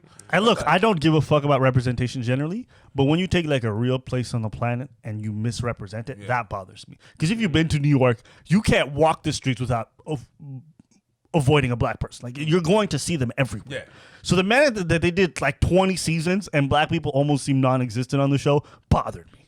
It bothered me a lot. It'd be like doing a show in Africa at some hotel and it's all white people. And I'm like, where, bitch? Where? Even in Manhattan, I've been to New York. Yeah. They're everywhere. Yeah. Minorities are everywhere. So I would watch that show. I'm like, yo, get this corny shit out of here. But I'll be honest with you, Seinfeld, I didn't feel that way about. No, there was really? More. I think maybe a bit, but Seinfeld, that's what people knock it about as well, too, though. What? Yeah, but there's more diversity in Seinfeld and Friends. That's like not even comparable. The soup Nazi, like the cab drivers, just people in the street, janitors, all the menial jobs. But at least they were there. But you watch Friends and everybody was white, even the janitor, even the, like not even. You know what I mean? Yeah, like, no, fair enough. I don't want to derail too much, but have you seen Curb Your Enthusiasm? No, I watched it. Really fucking watch. I don't like that show. Didn't like it? I just don't like the main character. I think he's a weird character. I know he makes a lot of people laugh, but for me, I'm just like, this is not my shit. But okay, just to relate to what we're talking about, it's funny because that's one of the things Seinfeld's criticized for. So Larry David is the creator of Seinfeld. He created it with Jerry Seinfeld, and he made a show called Curb Your Enthusiasm, which is maybe my favorite show of all time. It just came out with the 10th or 11th season. Oh, it's still going on? It's still going on. He took a hiatus, but it's still going on, and it's still good. Like it's fucking current. It's great. They're covering like the Me Too stuff right now. It's really, really funny. But there's a scene where you could see when you watch Curb, you could see how Seinfeld is made, because usually like all the 4 storylines of the main characters kind of culminate in this kind of callback at the end, and that happens in one episode where he accidentally offends this black doctor, and then he goes over to his house to apologize, and he walks in, him and his wife. He's just an old white dude, white hair, and it's just all a bunch of like black academics and professors, and they know what he did. He offended the person, so he comes to apologize in front of everybody, and he thinks he does, and then this girl just comes out of the back, and she was an actress who like he didn't cast as Jerry's girlfriend for Seinfeld, and Jerry never had a black girlfriend, right?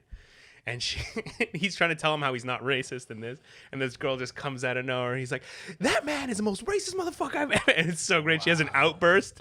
Why doesn't Jerry have one black girlfriend? And then it's just like in front of everybody, and he's just like, it's so perfect. He just plays so his perfect role as Larry. He plays into that idea that basically Seinfeld didn't have any diversity. Yeah. Here's the thing about Seinfeld that I liked. The characters seem legitimately dysfunctional. Like Kramer seems fucking crazy. Yeah. You know what I mean? And so for me, it wasn't watching 4 white people dance in a fountain. Yeah. It's like it looked like people with legitimate problems. Whereas when I watch Friends, it just seemed like life on easy mode. Yeah. And it's like people basking in that. That's what it seemed like. Whereas when I watched Seinfeld, like I didn't want to be none of these motherfuckers. I didn't want to be the short, balding dude who just seemed like no luck with women and he's like his story's always a tragedy. Yeah. I didn't want to be Kramer who seemed like he was on something all the time. Yeah. Even Elaine. Elaine's got her problems, right? So the fact I even remember her name is impressive to me. But all this to say, it didn't have the same effect that Friends did. It's like Friends. Do you see the difference? Sure. They're not believable characters. No, in Friends. like at nobody all. could be that dumb. No. And No. But then again, we had Hillary from Yeah. we had Hillary from Fresh Prince of Bel-Air. Yeah. But then again, that was just one character. She was Yeah, believable. she just- she was believable. And I believe that. A valley girl. She's very believable. In Friends, they were all Hillary. Yeah.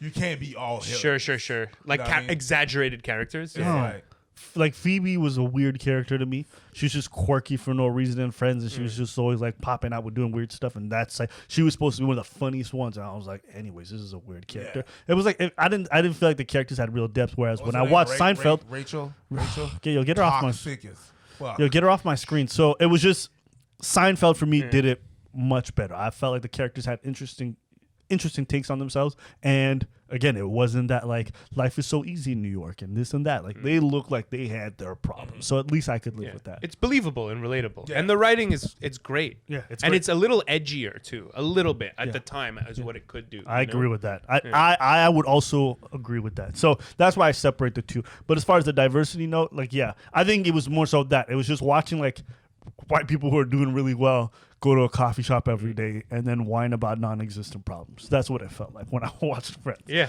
And I'm like, when a black girl likes that, I'm like, that's what you're into, girl? Out of everything? I could live with the fact that you like the show. If it's your favorite show, that's a problem for me. I don't know why. I just can't get around it. And if you like it, I still judge you a little bit. But anyways. Oh, yeah. Still. Yeah. Oh, my God. I love it so much. Yeah.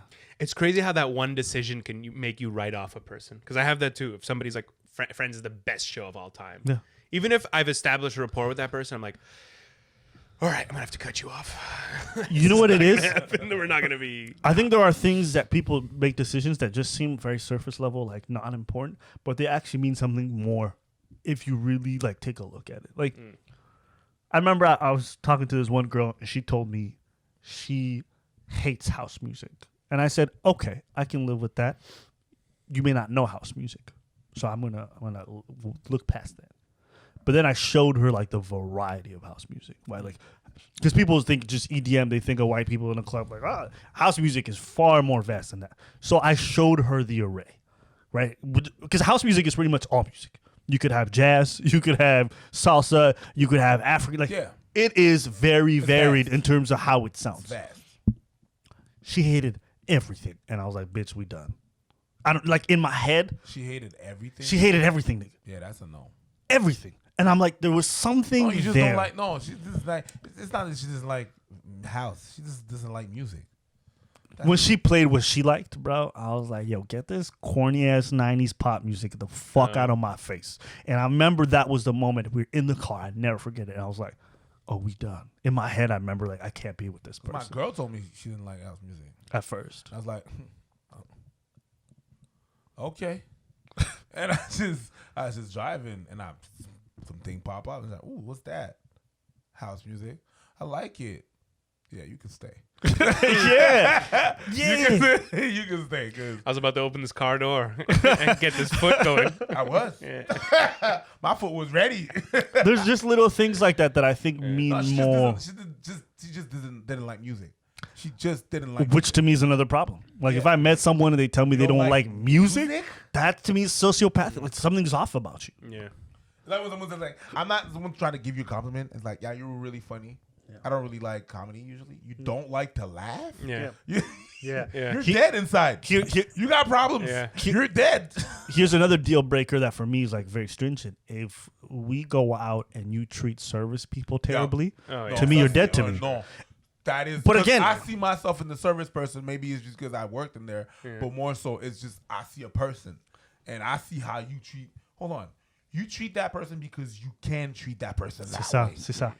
That person cannot do shit. So when you have They power, can't you're a punch tyrant. you in the mouth. So when you act like that because they can't punch you in the mouth, oh no. Those are real deal breakers. Ça, c'est pas bon. Those are to me, those are real deal breakers. And again, they seem like small stuff, but I think they're more indicative of something bigger, and it's hard to get around without figuring out that thing. It's hard to get past it. Can't help you with that.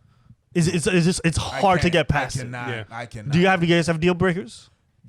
That is definitely one. Yeah. Yeah. For Yeah. anybody. Yeah. Forget. You cause a scene. Oh, when you cause a scene for no reason. There's no reason to cause a scene, and I'm like, yo, and you don't understand after you cause a scene, and you're not like, no, yeah, you're right, whatever. You don't. If you cause a scene, everybody can have moments, Right. If you cause a scene and then after that you don't acknowledge That you did? Yeah. that you did, and you don't see why. And Yeah. you're That's just- a plethora I of problems. was- That's multiple I problems was coming like, into yo, one. Okay, hold on. What about less obvious ones? Like if I was to give you guys like an example of a less obvious deal breaker, what do I have? I don't have a lot of deal breakers, but those are the things. It's like if you talk shit to your parents, Fair. I'm gonna be like, and in context, not if you're joking with your parents and stuff like that. Right. But if you disrespect your parents, I cannot. Okay, here's one. When people act sloppy when they're drunk. It's a Yo. deal breaker Oh, for me. sure. To Yeah, them. yeah. Yeah. I don't know. And maybe Yeah, it's because that's a good one. I drink a lot. Yeah. Like I drink. And if I drink the way I drink and I don't get sloppy, you don't have a reason. Yeah. Hold your liquor or drink less. If you can't hold 2 liters in that cup, put less in your cup. Yeah. You should know your limits by now. We're adults. We're not 17. Yeah, we're we're not not 15 17. years old, bro. It's not even about just not knowing your limits too, because I've been way over my limit and I'm still, I wouldn't say functional, but I'm not like, I'd say functional. I'm not toxic. Sure. I'm you not don't toxic. change your personality. No, there's Yeah, people who change. I'm talking about like night and fucking day. Yeah. They're Yeah. completely different people. Yeah, strippers and cognac. You don't know what you're gonna get. So for Oh, me, you know. That sounds like a good album name. Yeah, strippers and cognac. I'm gonna be on that strippers and cognac all day. That's like it's a real deal breaker. I great. remember I would see a girl drunk sometimes. Like I knew the girl, and I would see her drunk, and it's a completely different person, and it would nag at me. And eventually, I would confirm that there were some underlying problems that she hadn't dealt with that were just coming out when she was drunk. Yeah. I feel like who you are when you are drunk is a pretty strong indication of a lot of the insecurities or like things that you're not able to accomplish when you're sober. So I feel like people who will scream and always feel the need to grab attention are people who feel like they don't have enough attention when they're sober and they're not used to getting it. So once they're drunk, they want to get that attention, so they exhibit behavior that gets that. Like people's behavior when they are that way, to me, is not minor. It's a very strong indication of who they are. Probably some of the most honest reflection. Because I tell you, when I get drunk with really great people, they stay great even when they're drunk. They might say I love you too much. Yeah. They might get a little, Yeah. and I'm like, ugh. But it's never stuff that makes me question their character. But there's other people where I'm like, you got problems. And they're real and tangible. Yeah. And they probably affect you in a day-to-day life. They're just not as obvious as when you're drunk and you're telling people to fuck off for no reason other than you drank. Right. Something's there. So that's a deal sure. breaker for me. I don't get drunk, so Fair? I mean, yeah, I like drinking too, but I don't feel like, I just don't feel like I change at all. Nothing really changes. It's like, it's all internal. Yeah. Shit gets a little like, I get a little looser. I might be a little more like loose of the tongue and say shit that I wouldn't. But it's not nothing over the top. I'm not just gonna come up to someone and be like, "You a fucking I'm happy bitch." my girl is not sloppy. Hell. I've seen some people slop. Same. Yeah. Oh yeah. Yeah, it's unpleasant. Yeah. No, it's a huge turnoff too. Huge turn off. Huge turnoff. Huge turn Hey, Yeah. Hey. I've had that. hey, come here. Yeah. Well, you remember that video I did about Yeah. that girl with the Jesus. sleepover, right? Yeah. Right? Like when she was good when she was sober. But I remember feeling like something's a little off. When she got drunk, everything went to fucking shit. everything went to shit. All her insecurities started pouring out. And I'm like, I saw it before. And her behavior when she's drunk is just a reflection. Later on, she's like, I was drunk. I was like, no, bitch, you got problems. That is not there's some things you need to sort through. Yeah. So that was always a pretty solid deal breaker. There's like stuff like that. Because I date so much, I start to know red flags before I see them. And so drinking was always like a very obvious patterns. Yeah. Some stuff is just super obvious. Oh, bro. Also, let's wrap up this topic still. But yeah, did you have any deal breakers? I'm just thinking about this one drunk girl at the Comedy Nest who was insane, dude. Yeah. She was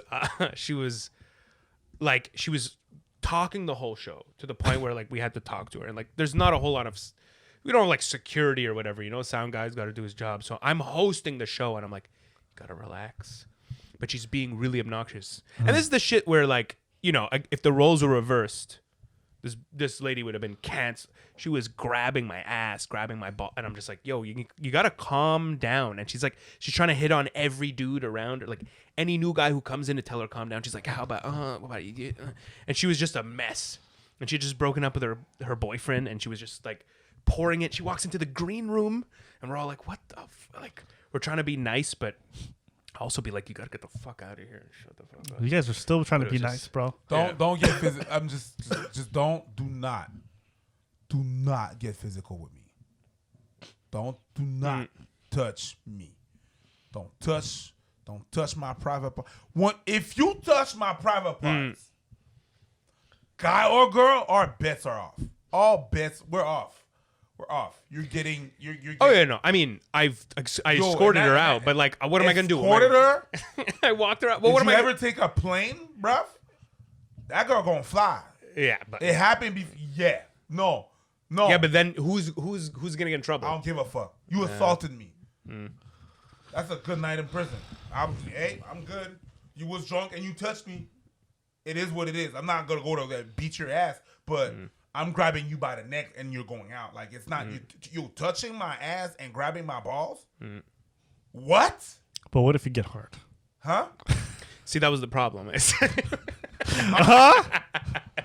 She was pretty hot. But no, yeah. Just saying, what if you get hard? No, I'm not. Not. Someone sloppy. Yeah, no. I agree. I was just joking, but no, I'm not. Yeah. No, it was very like, it was one of those things where I was like, did that just happen? And it's like, there's a show happening right now, and it's quiet. Like, I'm not gonna be like, what the fuck, bitch, push you. I was just like, okay, you gotta go. You gotta leave. We're gonna walk together.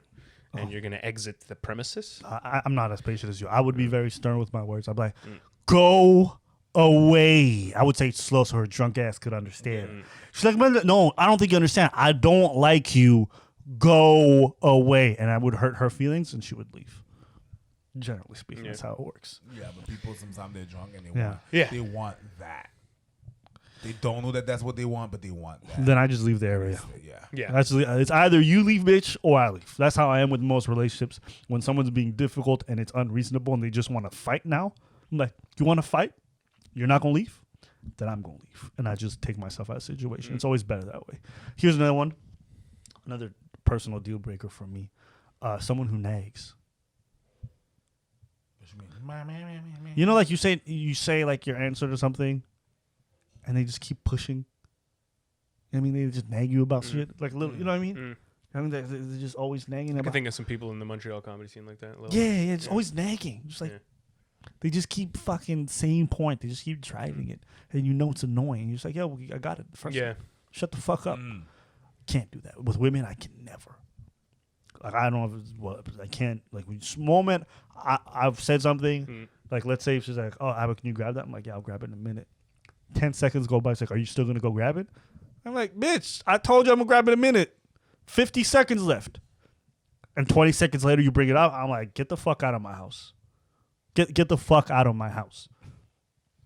I refuse. Have you had to say that a few times? Get the fuck out of my house? I've said it twice.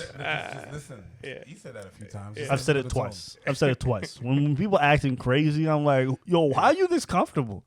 How you this who fucking... Who enabled you? Who enabled you to get this? I could never imagine being this comfortable with somebody else. So all this to say, like, that's just little stuff that I find when it comes to, and you shouldn't ignore those things. No, it's just like you said, it's an indicator of You should never. I see so many people ignoring little stuff that they feel is off about somebody. I'm like, talk to them, and if they confirm it, great. And if they don't, ask yourself if it's real. But if it's real, bitch, leave. Don't waste your fucking time, because you're going to regret the fact that you didn't listen to your intuition later down the line when shit pop off. When shit gets really bad, you're like, I saw it. I'm like, yeah, bitch, you saw it, but you didn't veer off the road. If you know the cliff's coming, but you keep driving, ho, that's your fault. We drove off that. Yeah, that's your fault. I'm not going to feel sympathy for you. Everyone told you. This nigga is a fuck nigga. Everyone told you. Yeah, but I saw it. Yeah, you saw it. You stayed? You stayed. I see piss, I move. You saw piss, you. I see piss, I move. She saw piss, she stayed. And now she want to get mad because she smell like pee. Bitch, what you think? What you think gonna happen? Guys, I'm a pee victim. No, bitch, you a victim of circumstances. You didn't move, ho. How my phone feel sympathy for you? There was a warning. It literally said pee falling from ceiling. And you sat there. That shit make me mad so much when people say, I knew it. I'm like, well, did you act on it? Then shut the fuck up. I can't.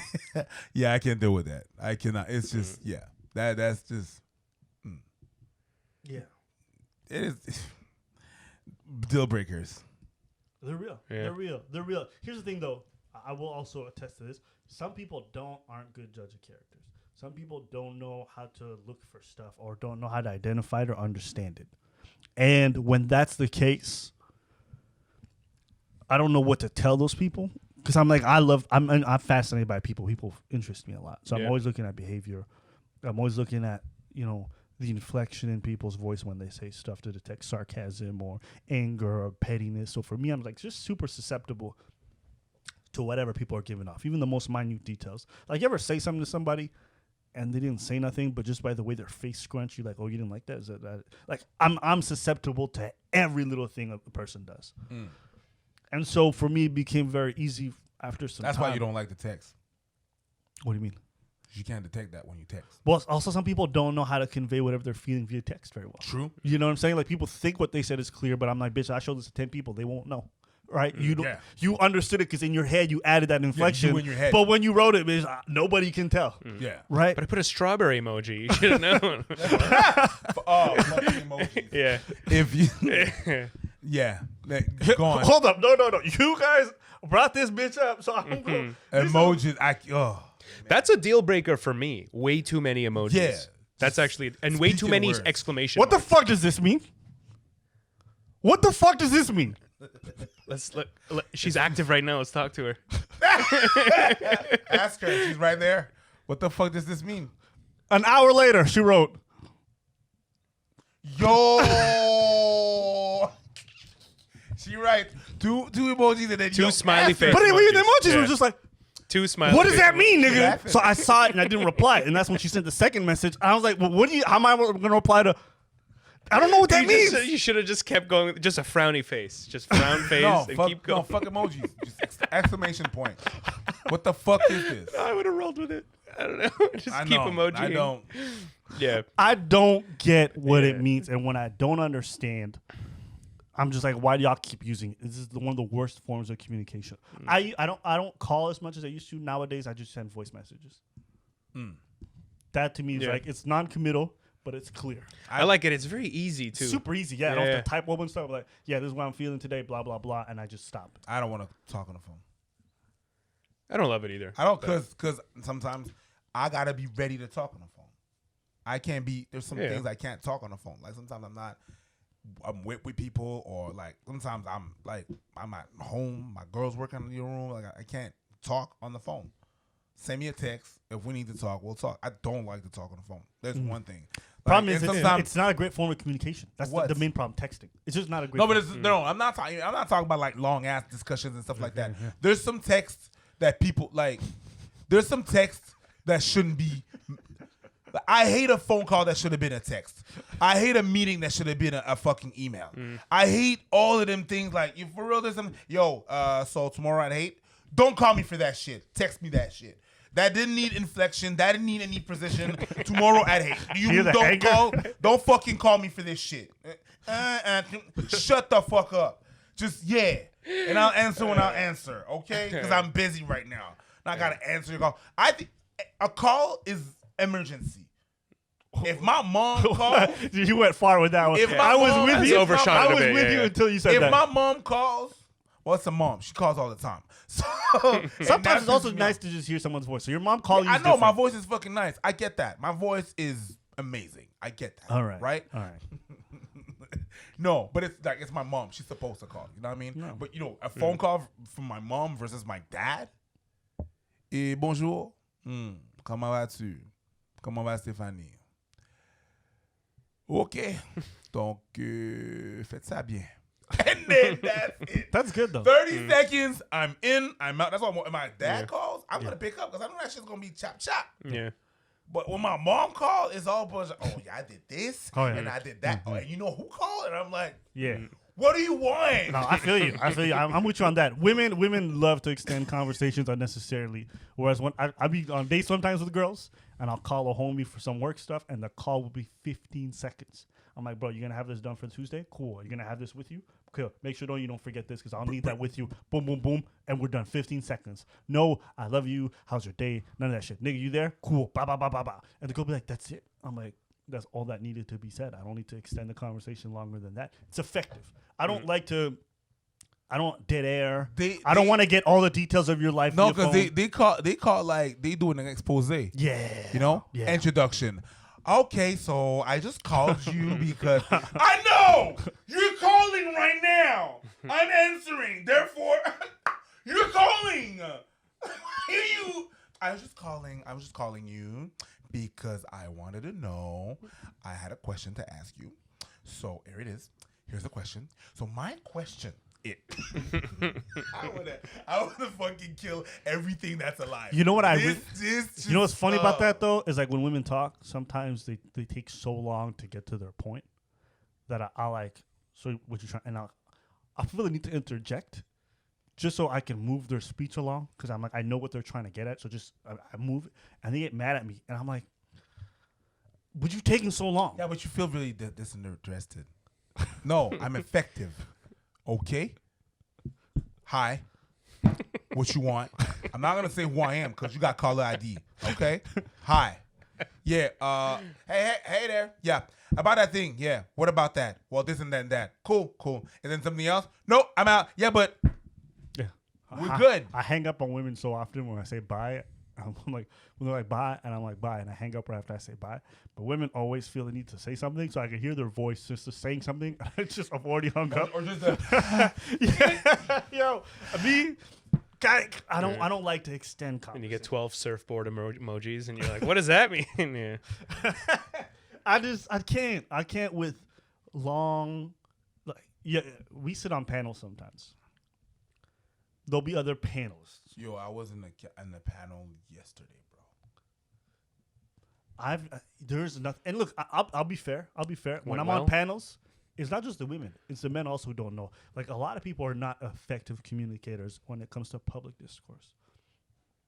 People speaking for 5 minutes and they had 1 point About nothing. Sometimes, if I'm lucky, I was being generous with the 1 point, and I'm sitting there, and it's like, Abba, what do you have to say? I'd be like, I think that we should be more effective with our communication, and we move on.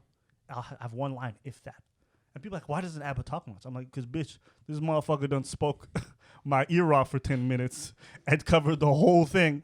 Why am I on this panel? This nigga here to talk and do a whole dissertation. Why am I here? I'm not going to waste everyone's time with, like, one question. And you just realize people, generally speaking, are not effective at communication.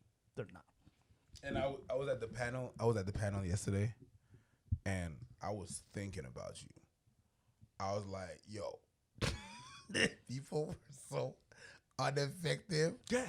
Missing the point. Yeah. Start talking, and then after that, so this is what I think. Blah blah blah blah. What was the question again? And they go you done talk 5 minutes. You forgot the question. That means you didn't really answer the question, did you? It's like that is the most offensive shit. Yeah.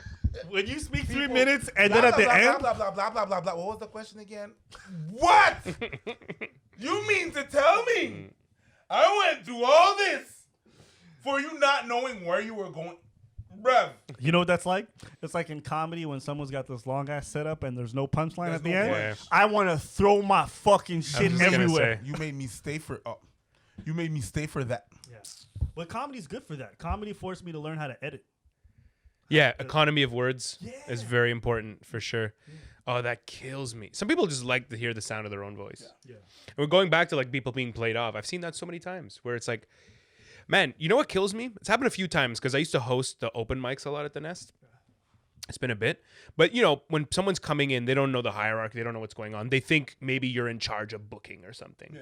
People would come in. They want to do a mic. They're just there to watch. They're like, hey, so I want to do this. You know, can you give me some advice? Like, what do you want to do? And I'm like, you have 5 minutes. Write 4.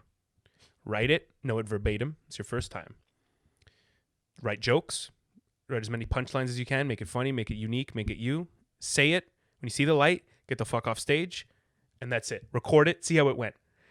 Yeah, but, you know, I'm really, I'm more of a storyteller. And my friends, I'm just like the funniest one of my friends. And, like, I think I'm just going to go up there and kind of just riff. Isn't that what comics do? They just go up and... Dude. I said what I said. Yeah. Write 5 minutes. Write 4. Yeah. Okay? I'm not going to repeat myself. You're nice, though. You're very nice. Jokes. But this has happened. I can remember these people's face. This has happened like at least 3 times. And then I see them again. It's their first time. So I'm walking around. Because I live in Villemar, so I have to get off at Monk. So I'm and you're like, have you ever seen stand-up comedy? It's been 3 minutes. You've said nothing. There's no punchline. You get played off, and you're like, oh, wasn't that great? And your friends are applauding you because they're awkward sitting there. And then you wonder why you were garbage. Like, it's simple. I'm not an expert. First of all, ask somebody who's been doing it 20 years. Don't ask somebody who's been doing it 5. But I'm giving you advice. Write a joke. Tell it. If it doesn't work, don't do it again or edit it. You know if what it the problem works, is, though, is that you can say all this stuff, but all that doesn't mean shit to people. No. You know, like my advice to people when they say they want to try it, I'm like, try it. Yeah. Because you're going to learn as you fuck up. Of course. If you don't learn from your failures, you're not going to take these There's some lessons things people that ask me for they ask me for tips. Yeah. I omit tips on purpose. No, this one you'll learn. Write it like that, and do this. Good. How to take your time to speak, you know what I mean? And that's that. The rest is on you. There's a lot of things that you're going to have to just But the good thing about when I started was before I even started to do stand-up and the first time I was working in a comedy club. I was watching all the shows. Right. So I saw the good, I saw the less good, I saw the Yeah. So I saw that. So I could tell when people were doing something. I learned off of their mistakes. So that's good. But most people are not in that position. And they need to try shit. Even if I was in the comedy club, I needed to try shit. I needed to discover stuff on my own. And it just makes you develop like that skill of, you know, you have to be able to analyze stuff, right? Yeah. So there's some tips I don't give to people. Yeah. Just because no, you'll learn that one on your own. You have to Also, they may not be ready for the tips, one. And the other thing is too is like they may not like your tips. So my thing is like I give tips to a very select few people. People who I think I understand on a wavelength. Yeah. I'll have that conversation with somebody.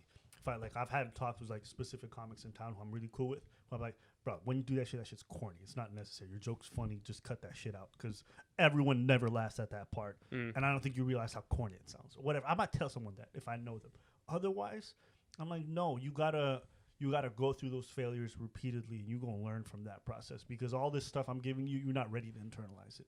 You're not ready. There's a whole bunch of advice that people gave me earlier on that I just didn't understand. That through trial and error really sank in. So my advice to people, try it. If people are going and like, I'm struggling, I'm like, keep working.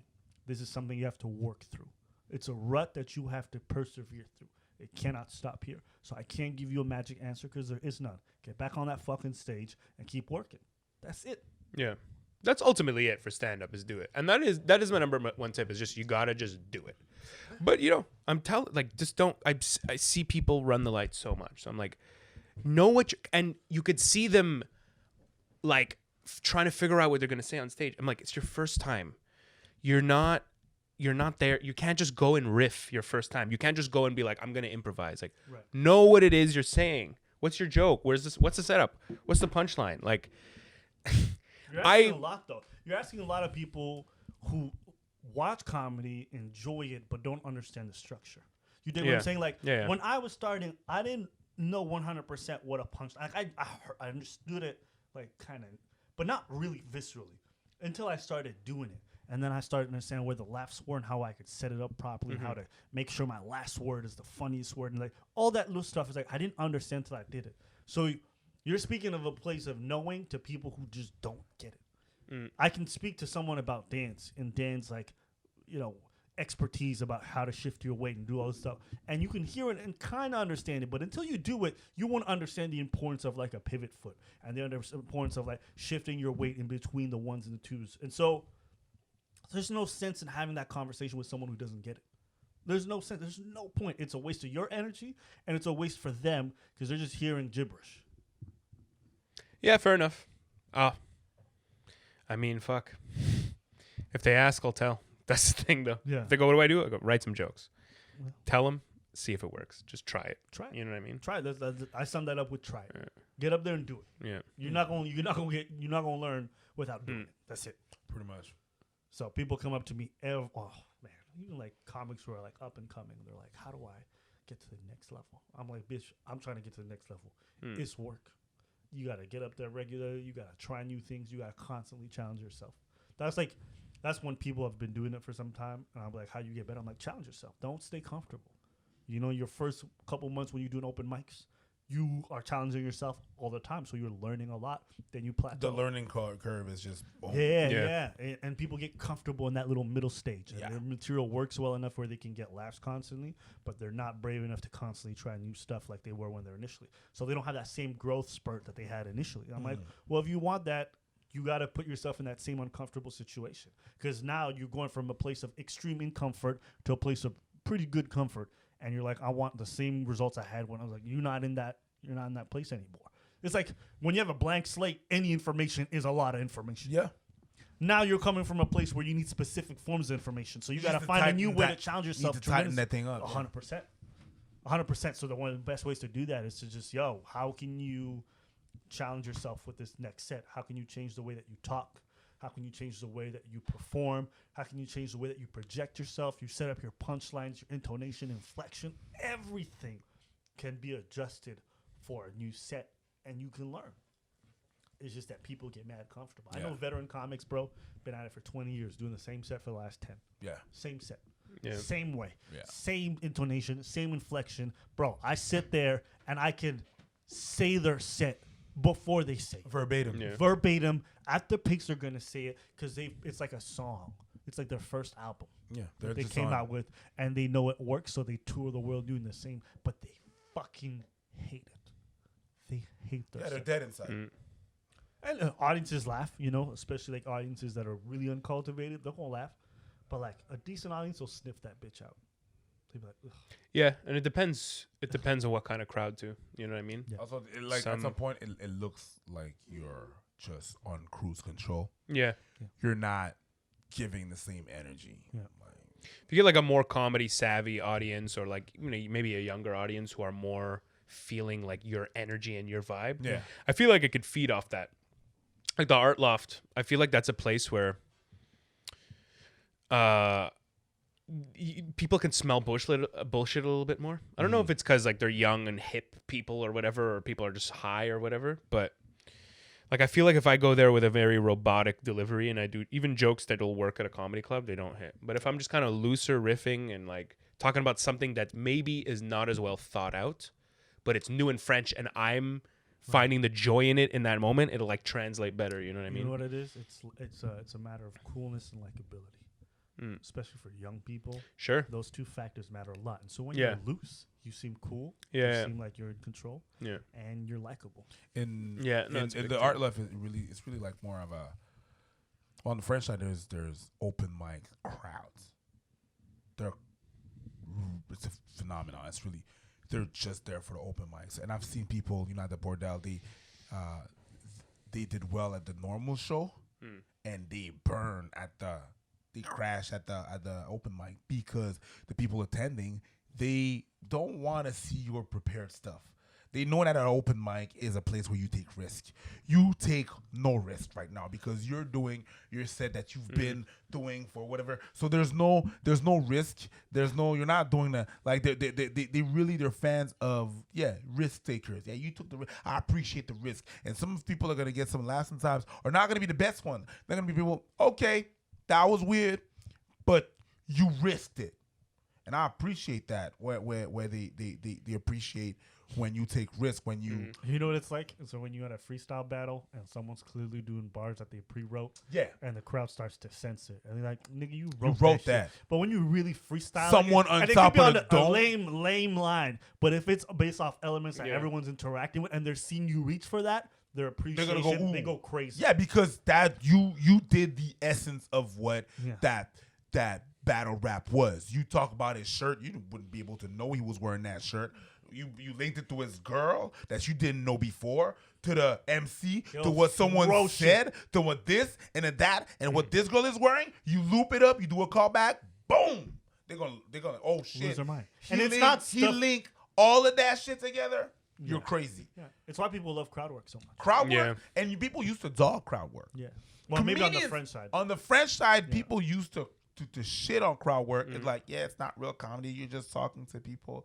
And then, because I remember when Sugar Sammy came on the scene, they were trashing Sugar. They were saying, "Nah, he's not doing real crowd work. He's not doing real comedy. He's just talking with people." And then people started talking. Like they tried it. Try it. Try to be funny on the spot with something without go off script, and they burn because. Not a lot of people do it. It's a skill in and of itself. It's a skill, and then now it's harder to teach. And now it's very popular to do crowd work, and that's why. The crowd work thing. If you're able to have a crowd, because that moment that you did with that crowd is never gonna happen again. So they feel privileged. It's never gonna happen again. You're never gonna be able to reproduce that. And people be so much more excited to come see you. You're like his shows sell out in minutes, because they know they're like, is he gonna talk to me? You can see the same show, and I did that. I went to see Sugar Sammy. Back then, I was not even thinking about being a comedian. I didn't think I would be on. So you were allowed to be a groupie. I'm not a groupie. I was never a groupie. As a matter of fact, you go to multiple shows in 1 week. That's groupie status, my nigga. No, I'm not gonna be like, oh my god, you know what I mean? That's not what it is. You didn't do that with your mouth, but you did it with your wallet. Yo, sure, whatever. Anyways, all that to say, this guy. It's just super weird that you really want to have this image of me being a groupie, but whatever. We'll give that. We'll leave that to you. But yeah, it's just that went to see the show twice, and it was a different fucking show. Yeah, because of the crowd that was around, and I was like, yo, you could go see the show twice. And I went to see. We bought tickets the second time because we were like, yo, there's so much crowd work. Yeah. I bet you. I just want to see. Is it because it's is it a setup? I'm gonna be hella disappointed if it is. If all of that is, but if it ain't, I'm gonna be like, what? And I was like, okay, it's really crowd work. It's an art form on itself, and that's why people like it. Really, it's dope. It's a skill in and of itself, and he does it because I did like 13 shows with him, and I got to see, he had like an hour of material or so, but then he would throw in, let's say, like, depending on the show, 15 to 20 minutes of crowd work weaved throughout. Yeah. So it's cool. You start to see how, like, those moments of improvisation are just the most pure moments. But to be skilled at it, you have to know how to get out of each one. So he had ways of like planting a seed somewhere.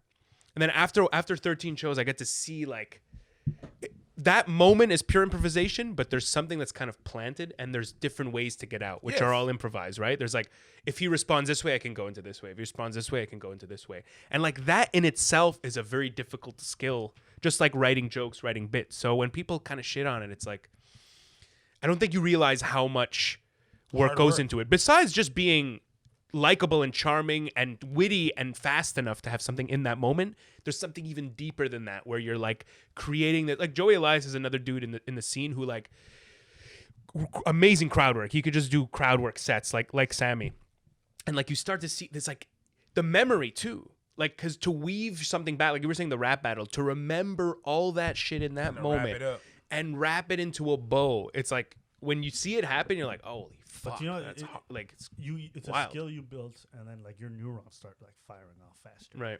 You just work that muscle, and then all of a sudden everything's instantaneous. Your mind is processing all that information. So it's like, oh, I could draw a callback to what that person was wearing with, the way this person's political views align. Yeah. And you could tie it all together into this beautiful bow. So it's a masterpiece to watch. And when you kill it, when you actually do that and you kill it, the feeling is amazing. Flip side. Is there anything worse than when you know you're about to deliver a really good punchline and you trip over a word in your sentence and the punchline falls flat and you're like, fuck you? That is my worst fear, because I have like a kind of a speech impediment. Like I stutter a bit, and that's like my fear. It's just sometimes when I go on stage and I just look at the crowd and I'm like, people think I'm just trying to be cool, but I just try to gather myself. I'm not even trying to be. People think it's swag. It's not. I'm just trying to. I'm talking to okay, calm down. It's gonna be good. Right. Just watch your words and stuff like that. Every time I go on stage, I hate that. That is my worst. I hate that because I know this punch is gonna hit, and then I trip over a word or two, so the sentence is fucked up. So I've broken the spell. Yeah. And I deliver the punch, and it doesn't land. And I'm like, if I would have just got those words out, which is why I tell people all the time, like when you do comedy, speak slow. Yeah. There's no need to rush your words. Nope. Because if you rush it and there's a word missing in that sentence, you fucked that punchline. People might still laugh because of like you stopped and they know it's their cue to laugh and you kind of said a funny word. But if that sentence is not seamless, it's not the same laugh. It's not. It's not the That's same why laugh. comedians I really love speak very clearly. And sometimes they even repeat the premise, like Chris Rock. They'll repeat the premise 10 times. Or so you don't miss it. Gina Yashiro. She always. Yeah. So I have a Nigerian mom. She repeats it all the time. Yeah. She says her premises twice. Yeah. Women don't date down. Women don't date down. They just don't. And so it's stuck in your head. So you're There's always black people, and then okay, I forget that one. My bad. But yeah, it's really crazy, and sometimes like people think I'm trying to release tension. I'm trying to build tension by not talking, but I'm really just in my head repeating I'm rehearsing my punch I'm about to do, just so I deliver it properly, just so that it hits home. Yeah, there's nothing worse than there's things that are worse than that, but it's pretty bad. What's the biggest thing that you've learned since you started that makes comedy a lot easier for you? Just like that makes easier for me to do. Yeah.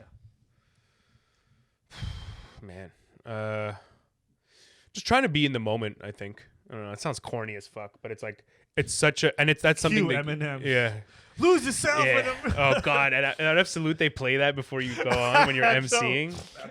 At Absolute, they always do that. They play that song. It's like I'm not nervous. Sometimes I'm like, I'm not nervous at all, right? I'm gonna host a show and I'm just trying to relax. And then that plays and I'm like, wait a shit, my palms are sweaty. What the fuck? What is that stain on my shirt? Yeah. Out of nowhere, you start to get sweaty and you're like, what the? Don't play that song. Yeah. So yeah, you just want to. But yeah. That's the first thing I said. It sounds mad corny now that I said it, but I can't think of anything else. You know, just say just be present. Yeah, being present. It's just like, there's something to, and I think that you can only do that after a while. Again, because like when I tell people that those people at the mics giving me advice, it's like you can't be be as present as you can, but you really just want to deliver those jokes without fucking them up. Yeah. But I think after like 4 or 5 years, you start to get in the place where even if you're telling a joke for like the 100th time, and these people haven't heard it, you gotta like deliver it like you remember why you first thought this idea was really funny, and that requires really being like present at that time. If you're like checked out and you're on autopilot, we were talking about. I've had that, man. I'm doing corporates or whatever, and I really don't want to be there, and it's like a stupid show, and I'm doing bits that have killed at shows like that, but I'm so sick of them that they actually bomb because I'm delivering them differently, even if it's subtle, you know? Yeah. And that works for new bits too. If I'm busy trying to remember a concept instead of like being in this moment, trying to tell these people why this is funny, it's going to fall flat. Yeah. Sometimes my new bits work that's a big problem of mine actually. That I need. This is something I need to learn. I'll have a new bit. I'll be really excited to try it. I think it's funny. First time I do it, kills, and then I never again. Yeah. It's weird. It's like I lose that magic that I had, and then I'll give up on it. Which is like that's my. I should. Do you tape yourself? I'm not talking about. I'm talking about video. You video yourself? Not as often as I should. I really should. For a while, man, I'm hitting a little new stride because I'm gonna be straight for the last year and you a were half. gay before? When he said I'm gonna be straight, I got a pause moment like, yo, does your girl know? It's fine with her because all that's in the past now. Wait, what? As of now, I'm gonna be straight. Okay. I'm gonna be real. Yeah. But for the last like year and a half, like I've been almost sick of fucking doing like more often than not, I've been just fucking sick of it. You know what I mean? And I just couldn't listen to myself. Even as a good set, I would just cringe. I couldn't hear the sound of my own voice, and that I think that hinders you. You gotta really. When I was trying to figure out what I was gonna do for the showcase, I was looking at tape that I had. I middled absolute. I had 20 minutes, and I'm like, okay, what's 7? And it was a set that I feel like went really well. I'm like, just take 7 out of that. So I watched it a couple times, and I learned so much. It was from a few months ago, and I'm like, both positive and negative. Of like when you do this, it really amplifies, and when you do like, why do you step on laughs? Like I'm stepping on laughs. At one point, this girl starts making a weird noise, and like it doesn't matter about the details, but I'm like, you could milk so much more out of stuff. But you're right. I need to do that. I don't You have a problem Yeah. listening to yourself? A lot of people do. Bro, Bro. I can't. Listen, I have my earphones and I listen to myself. The number of times I tell shut the fuck up, and my girl's working on the other room. Yeah, right? She's in the office. She's like, yo, what is wrong? I'm like, oh, no, I'm just listening to myself. You've seen me edit, nigga. Yeah. You say shut the fuck up to yourself more than But what do you I say? say shut Like the fuck up you to said you, and something that's a that you lie. were like, that was dumb. It's just the tone. I'm like, oh, ew. Ew, shut up. Yeah. Just that was corny. Shut up. And, Yeah. it's just, But I think it's a thing I gotta Being get hard on over yourself. because it's like if I wanna, because I do feel like I'm plateauing. The shit that you're describing, I'm like that's kind of describing me. Like I'm not taking. I take risks at certain shows, but others I'm too. Just take a big risk, man. I'm I too tell scared, people, man, I do this with like dancers. Like, you know, when I was training a couple of them, and I was just telling them, like, yo, abandon what you know. Yeah. And you gonna go back to that place where you started. It's scary. Yeah. It's frightening. hella. Abandon your like I did my just last showcase. And everyone's like, I never heard that stuff. It's like because I abandoned my old shit. It's not completely gone. I have it written down. It's somewhere. Yeah. But I've abandoned it. It's time to move on. I cannot be restrained. And look, I'm fortunate because I've learned this from other art forms. So I'm coming into comedy with that knowledge of how to approach art. You know what I mean? Same thing when I took acting classes. That's what confirmed it all for me. When I was coming into comedy and I was thinking about like how am I going to do the methodology, and I took these acting classes, and he's like, whatever you learned from the last acting class, abandon it. That's not the role you're playing anymore. You're becoming something different. You're taking on something new. Rise to the challenge. And that confirmed to me my approach. It's like, don't get too comfortable with whatever the fuck you know. Yeah. You know? Because comfort is what stifles creativity. Yeah. At the end of the day, we have all made our best shit from uncomfortable moments. We've all made our best strides in comedy from being uncomfortable. You know, there's always weird moments that made us grow. When we came into comedy, we didn't know shit. We were uncomfortable. So I'm like, if you want that growth, comfort is never the answer. You have to ask yourself some hard questions, and you have to try out bits that make you uncomfortable. And I'm telling you, that has been my recipe for growth and success in art forever. And it's going to continue to be that way. Even in dance, you see when a dancer's comfortable, right? They're not even like searching in the music. You can predict that. Yeah. It's cool to have all the good moves. As like one of our buddy was saying that it's cool to have all the good moves, like bad moves. But what are you saying? Yeah. What We are know you that. actually saying? 100%. Are you saying something, or it's just moves? Do you move to the music, or you let the music move you? That's corny, but that still is what it is. Music is the same. You cannot make the same album 5 times in a row because it loses its it loses its essence. Whatever you were feeling when you made that first album is not what you're going to feel when you make that second or third one. And it's okay if you lose fans along the way, but you're going to feel better. You're going to keep growing, and eventually you're going to hit a different level. Chappelle doesn't sound like what he sounded like at the beginning is when he sounds now. He's had to abandon a lot of stuff over time. And I look at these comics who seem very happy at what they do, and their consistent pattern is that they abandon what they know. Yeah. That's it. That's what it always comes down to. I think for me, the big thing that helped me to really feel comfortable in comedy is just to slow down. I take pauses. I let silence sit. I don't care if it sounds awkward to people. I feel great. And because I feel great, they start to feel great. You know, and sometimes people are like, but you don't care. I'm like, no, I think this is just necessary for me in order to really get in my pocket. And I was looking at this documentary about like basketball players, but they're like, at some point you get so comfortable with the game that the game slows down. You start to see things in slow motion. I'm not there yet. I want to get there. Yeah. I want to get there where everything seems slow. Because right now the information's coming and I'm trying to get it out and I'm not fast enough yet. I want it to be super slow. But the only way I can get that is to just take my time, not to rush the actions, to try to think things through. I have time when people are laughing to think about like, all right, am I going to go to this punchline? Or am I going to do a bit more crowd work and play off what that lady said? Because that shit was kind of funny. I have time to process. So it's already slowing down.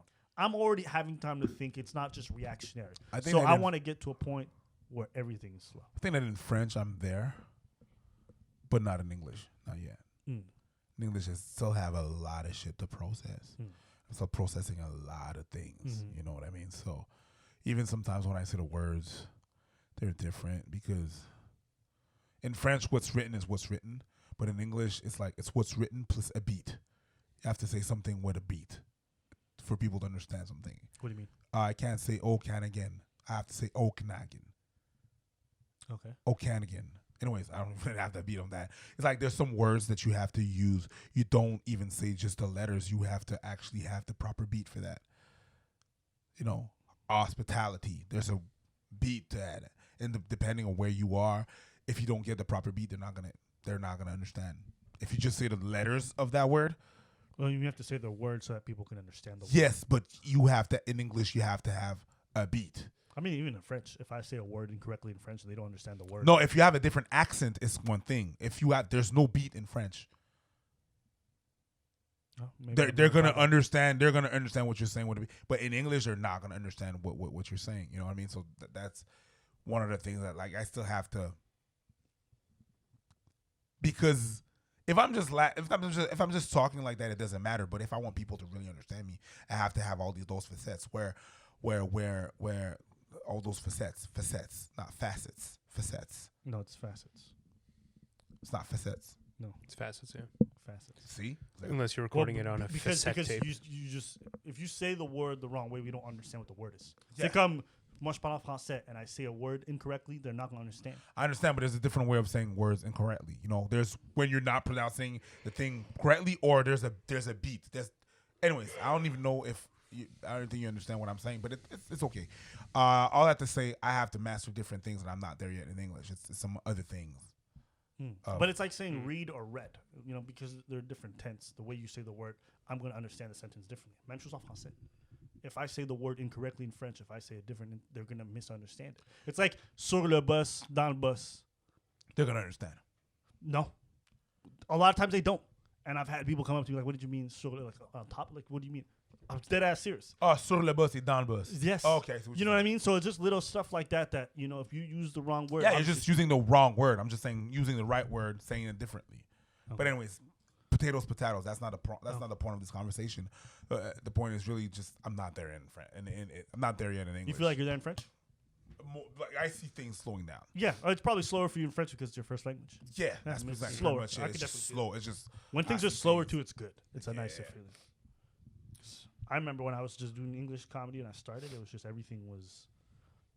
I was just reacting to stuff. I didn't know what I was doing. Yeah. You know, it's uncomfortable. It's very because you have no control, no control. You just try to get through your set and make it out alive. Yeah. Whereas now, I could be halfway through my set. I'm like, they're not laughing much. Don't want to pivot. Don't want to change. I'm like, what the fuck is wrong with you? What am I gonna do? You're not trying to react. You're just trying to analyze things. Bro, I've had times I'm delivering a joke. I can hear somebody talking, and as I'm delivering the joke and I'm saying the words, I'm like, am I gonna address these motherfuckers or am I gonna keep going? Yeah. Like I have time to process that information. Absolutely. And so that's how things have definitely slowed down. Yeah, there's levels though. I'm sure it's slower than it was, and in 5 years it'll be slower than it is now. That's what I'm looking forward to. Yeah, exactly. No, for sure. I'm looking forward to that too, because it's like, I think part of it part of getting really good at anything, especially comedy, is just, this sounds stupid, but it's not quitting. Yeah. And I don't just mean not stopping doing it. I mean not stopping doing what you're talking about, trying to evolve and grow as a comic, trying to change or get better. Yeah. Like you see people who are 20 years in and they quit 10 years ago. They're still doing it, but they quit 10 years ago. That's a great point. You know? Yeah. I think if you just don't quit, are self-aware, and we've talked about this before, I believe, on the podcast, definitely off whatever. I think self-awareness is more important than like a natural ability to be funny in terms of long-term success. Sure. You know what I mean? I agree with that. Because you could kind of, I mean, if you don't, there's some people who just don't have a funny bone in their body, unless I'm banging him. But I don't know. Sorry, that was a corny ass. This guy's gonna be straight soon. But we'll get there. My goal in 5 years is to be straight. The corn on this. But yes, you were saying? I couldn't help myself. I think if you just don't quit, man, you like don't quit, but you don't quit trying to get better. Eventually, something will happen. Something will pop That's up. what I it agree. feels. I You know, could like definitely get behind that. I played. Well, I remember I played soccer when I was a kid. That was what I wanted to. That was all I cared about between the ages of like whatever 10 and like 16. And I played at a AAA level, like pretty as high level as I could go there. And I kind of quit when I was 17. I busted my knee and like my heart wasn't in it anymore. The point is, a couple years later, I see who really made it, who got scholarships to the States, people playing pro. And it was nobody, because I was out of that world. I was like, that dude fucking was people who are like unathletic, just not good, but they just didn't quit getting better. They never lost that drive. Nope. It was wild. Like all the people who had that raw talent, they were like, oh, that guy's a fucking in a gang now, and that guy's selling like, you know what I mean? This dude's got 3 kids at 17. Like, you know what I mean? People like, so, you know, people who were popping off when I started comedy and were the shit. Some of them there's either just stopped, they literally quit, or they're still doing it, but they're in a coke fueled, alcohol fueled haze, and they've never gotten better. You know what I mean? I think part of it is just not quitting. You know, it's like in 5 years' time, if you just keep doing that, like it'll be somewhere. You'll be somewhere. You know what I mean? No. Regardless of like, oh, I'll get this or I'll get that, but it's like, no, you'll be way more competent. Yeah. And that's all I've ever wanted from this. I think it's like the first few times I did it, it's a rush, it's fun. I thought it went well as far as I remember. You know what I mean? It was probably terrible, but in my mind, I was like, I think I'm all right at this. You know what I mean? But the more you do it, right, the more you're like, okay. It's funny because like your confidence, for me especially, your confidence level is the highest almost in the beginning. Then it goes down. Yeah. It's like that. It's a Dunning-Kruger effect. It's a real thing, right? So it's like I was way more confident a year or 2 years in. Dude, I watch videos as I started doing it in South Korea, a very small scene. I watch a video. There was a competition. I got good footage of it. I got this weird swagger that I don't have now. My jokes were trash. And I came out on stage like it was fucking Def Jam. I'm maybe you were my chest out. You were compensating for the jokes that you didn't have. Exactly. Oh no, I don't even. But not even that. I thought I was that good. I actually, because I never saw a real comic. Like I never seen like some killer from New York roll through and like be really good at this. Yeah. You know. Yeah. Everybody else I was doing it with didn't know what they were doing either. So like his standard for success was people laughed. Yeah. That's it, and that's all you really needed. Yeah. A couple jokes. Bruh, I remember the first time I got a laugh, nigga, I thought I was Chappelle. Yeah. I was like, I'm out here in this bitch, my 5th open mic. These motherfuckers finally laughing. They about to discover this. I was like, Russell Peters, who? Yeah, dude. I thought I was. I straight up thought I was Russell Peters. I swear, like after like a month, I was like, I got this. Yeah, you think that, and it's normal because your ceiling and your barometer for what success needs to look like is just much lower. But then as your tastes grow, and you be like, ooh, there's something further. I could get some nice, like, you know, because when you pour and then you have like 5 Guys for the first time, you might be like, oh, this is so much better than McDonald's. Well, this is the best. I thought we were going back on the gay shit. You know when you pour, you ain't got no money, so you get 5 Guys for the first time. They each give you $50. What kind of poor are you? Yeah. And then you gonna be straight in the next 5 years. Hey, that's a poor. Okay, you talk about food. All but right, yeah, so because like 5 Guys to McDonald's seems like the greatest burger ever. But then you go beyond that, and then you realize, oh, there's still more to discover. It's like there's always higher levels. But when you at that poor level, 5 Guys is the greatest thing. It's that same thing with comedy. When you're starting out, your barometer for what success look like is small. And you think they're all there is to know. Yeah. It's like that effect is applied to any skill or anything that people are in. People get mad confident when they're starting. I see it in people starting out all the time. Yeah. I used to get mad at it. Now I'm like, oh, it's just a natural part. Maybe I was in a different environment, so I had a different take. Like I was on there, I was getting last, but I knew I was not that at all because I was surrounded with the greatest. You know what I mean? So because exactly. You're in the mecca of French comedy. Exactly. So me, I was like, I did okay, but I mean, oh, I need to work on that. You see the levels because you're doing shows with Mike Ward. You're doing shows with. I just saw all of that. So I'm from like when you were surrounded, I was surrounded by comedy, and I was like, oh man, this was okay. I guess I was not like, I'm the shit. I was like, okay, if I work hard at it, it can become something. I got something, but I'm definitely not there because I saw people. Yeah, when they were in the zone and professionals, when they were hitting jokes and jokes and jokes, I'm like, okay, I'm clearly not that. You know what I mean? Yeah. I didn't think that. Even now, I'm like, I'm okay. I'm getting there. That's how I feel now. Now I'm like, there's something there. Right now, because I look at Well, go ahead. Yeah, because like just reviewing my stuff, I'm like, I'm getting laughs. I'm looking at sets where I'm doing well. I'm like, this is a strong set, but I'm like, this is objectively not necessarily where I want to. This is not like I know there's a level where I can hit deeper on something.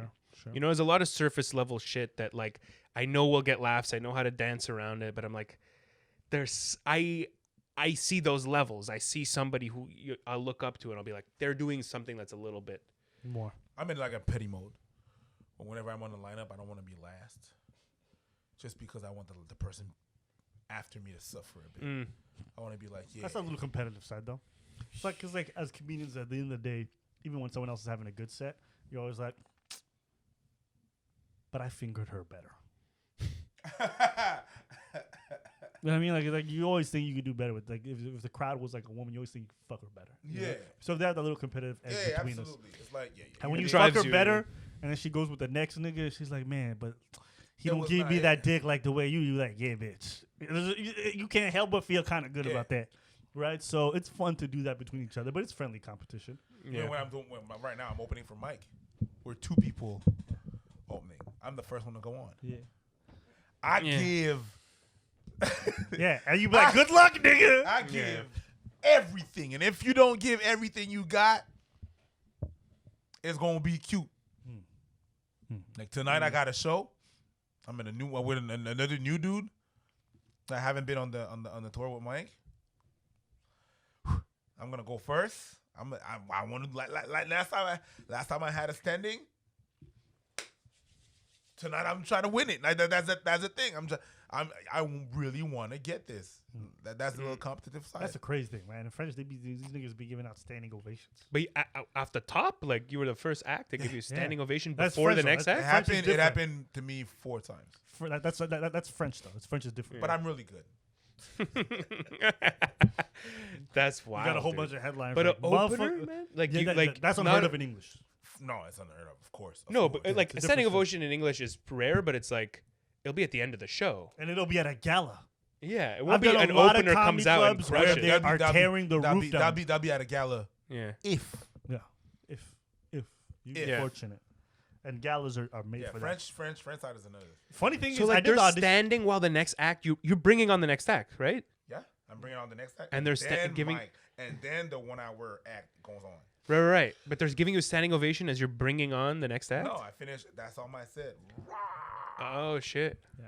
Yeah. You know, the interesting thing is like when I did the JFL auditions, motherfuckers clapped a lot. That was weird. Because they were French. Some of them, no, a lot of them I didn't get that feeling. No. It's one of those things where it's like it's a little bit more decorum. But that's a French thing. The applause break, which in English. No, in English don't do that in specific settings. Like when I do theater shows, they clap. Sure. I'm talking about comedy. Yeah, but when I do theater. In a theater. Yeah. They're much more conducive to clapping. It's interesting. Yeah, but this was at fucking Bar Villeray. That's what's weird about it. I've done that bar like hundreds of times now. And I'm just like, y'all clapping right now? For real? And it's interesting because it was a good punch, but it was just like, I find that so strange in a small venue like this. It's encouraging. But it's the JFL logo. It's the audition. a little bit more formal. Makes sense. Yeah, so that was just a weird thing. But comedy, I never get caught up in the crowd reactions.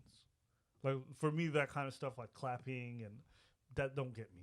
The thing that'll make me laugh or make me remember something is if motherfuckers got a weird laugh. You know, like that one person who laughs and you can't forget it. Yeah. That's always the highlight for me. When that person's dying, I'm like, this show's going good. Yeah. That's always what I love to hear. Yeah, for sure. Sounds like there's one lady I was watching that set I was talking about. It just sounded like she was rubbing two balloons together. You know that sound? Yeah. Like Is that what balloons sound like? Like a dying whale, more high pitched. But I never forgot that. Those are weird ass balloons. That sounds like when you're doing the glass on the finger. You talked about dying, and you know what first came to mind? When Jeff Schweller found out somebody died. Oh, yeah. This man's wife died, and he was at the comedy Oh, show. yeah. He's like, oh, everybody give it up for the widower. Yeah, that is one of the greatest comedic That's the memories. weirdest shit That ever. is pretty funny. I remember you losing it, too. That's the weirdest shit ever. I remember just kind of laughing, and I was like, that's a weird thing to say. And I couldn't stand. His knees buckled. Give it up for the widower. Yo, that is still one of my Give it up for the widower? I think that's my top two. That and Vance Michelle's moment. Those were my top two. Oh, with moments. the kids at that You thing? were there for I both. was there, of those for moments. both. Just some moments that comedy, they're just too good to. You can't write a moment that great. You cannot write a moment that great. Oh, there's kids around. Yeah, about my dick. What? Did you even? Oh, that was so good. Fuck. All right, let's wrap it up. So that's it. That was it for today's podcast. This was a lot of fun. I hope you guys enjoyed. The podcast in its full episode length is going to be exclusively on Patreon, but you guys might be seeing clips on YouTube. So if you want to see more, you want to see the full discussion, be sure to check out the Patreon. Peace. That was great.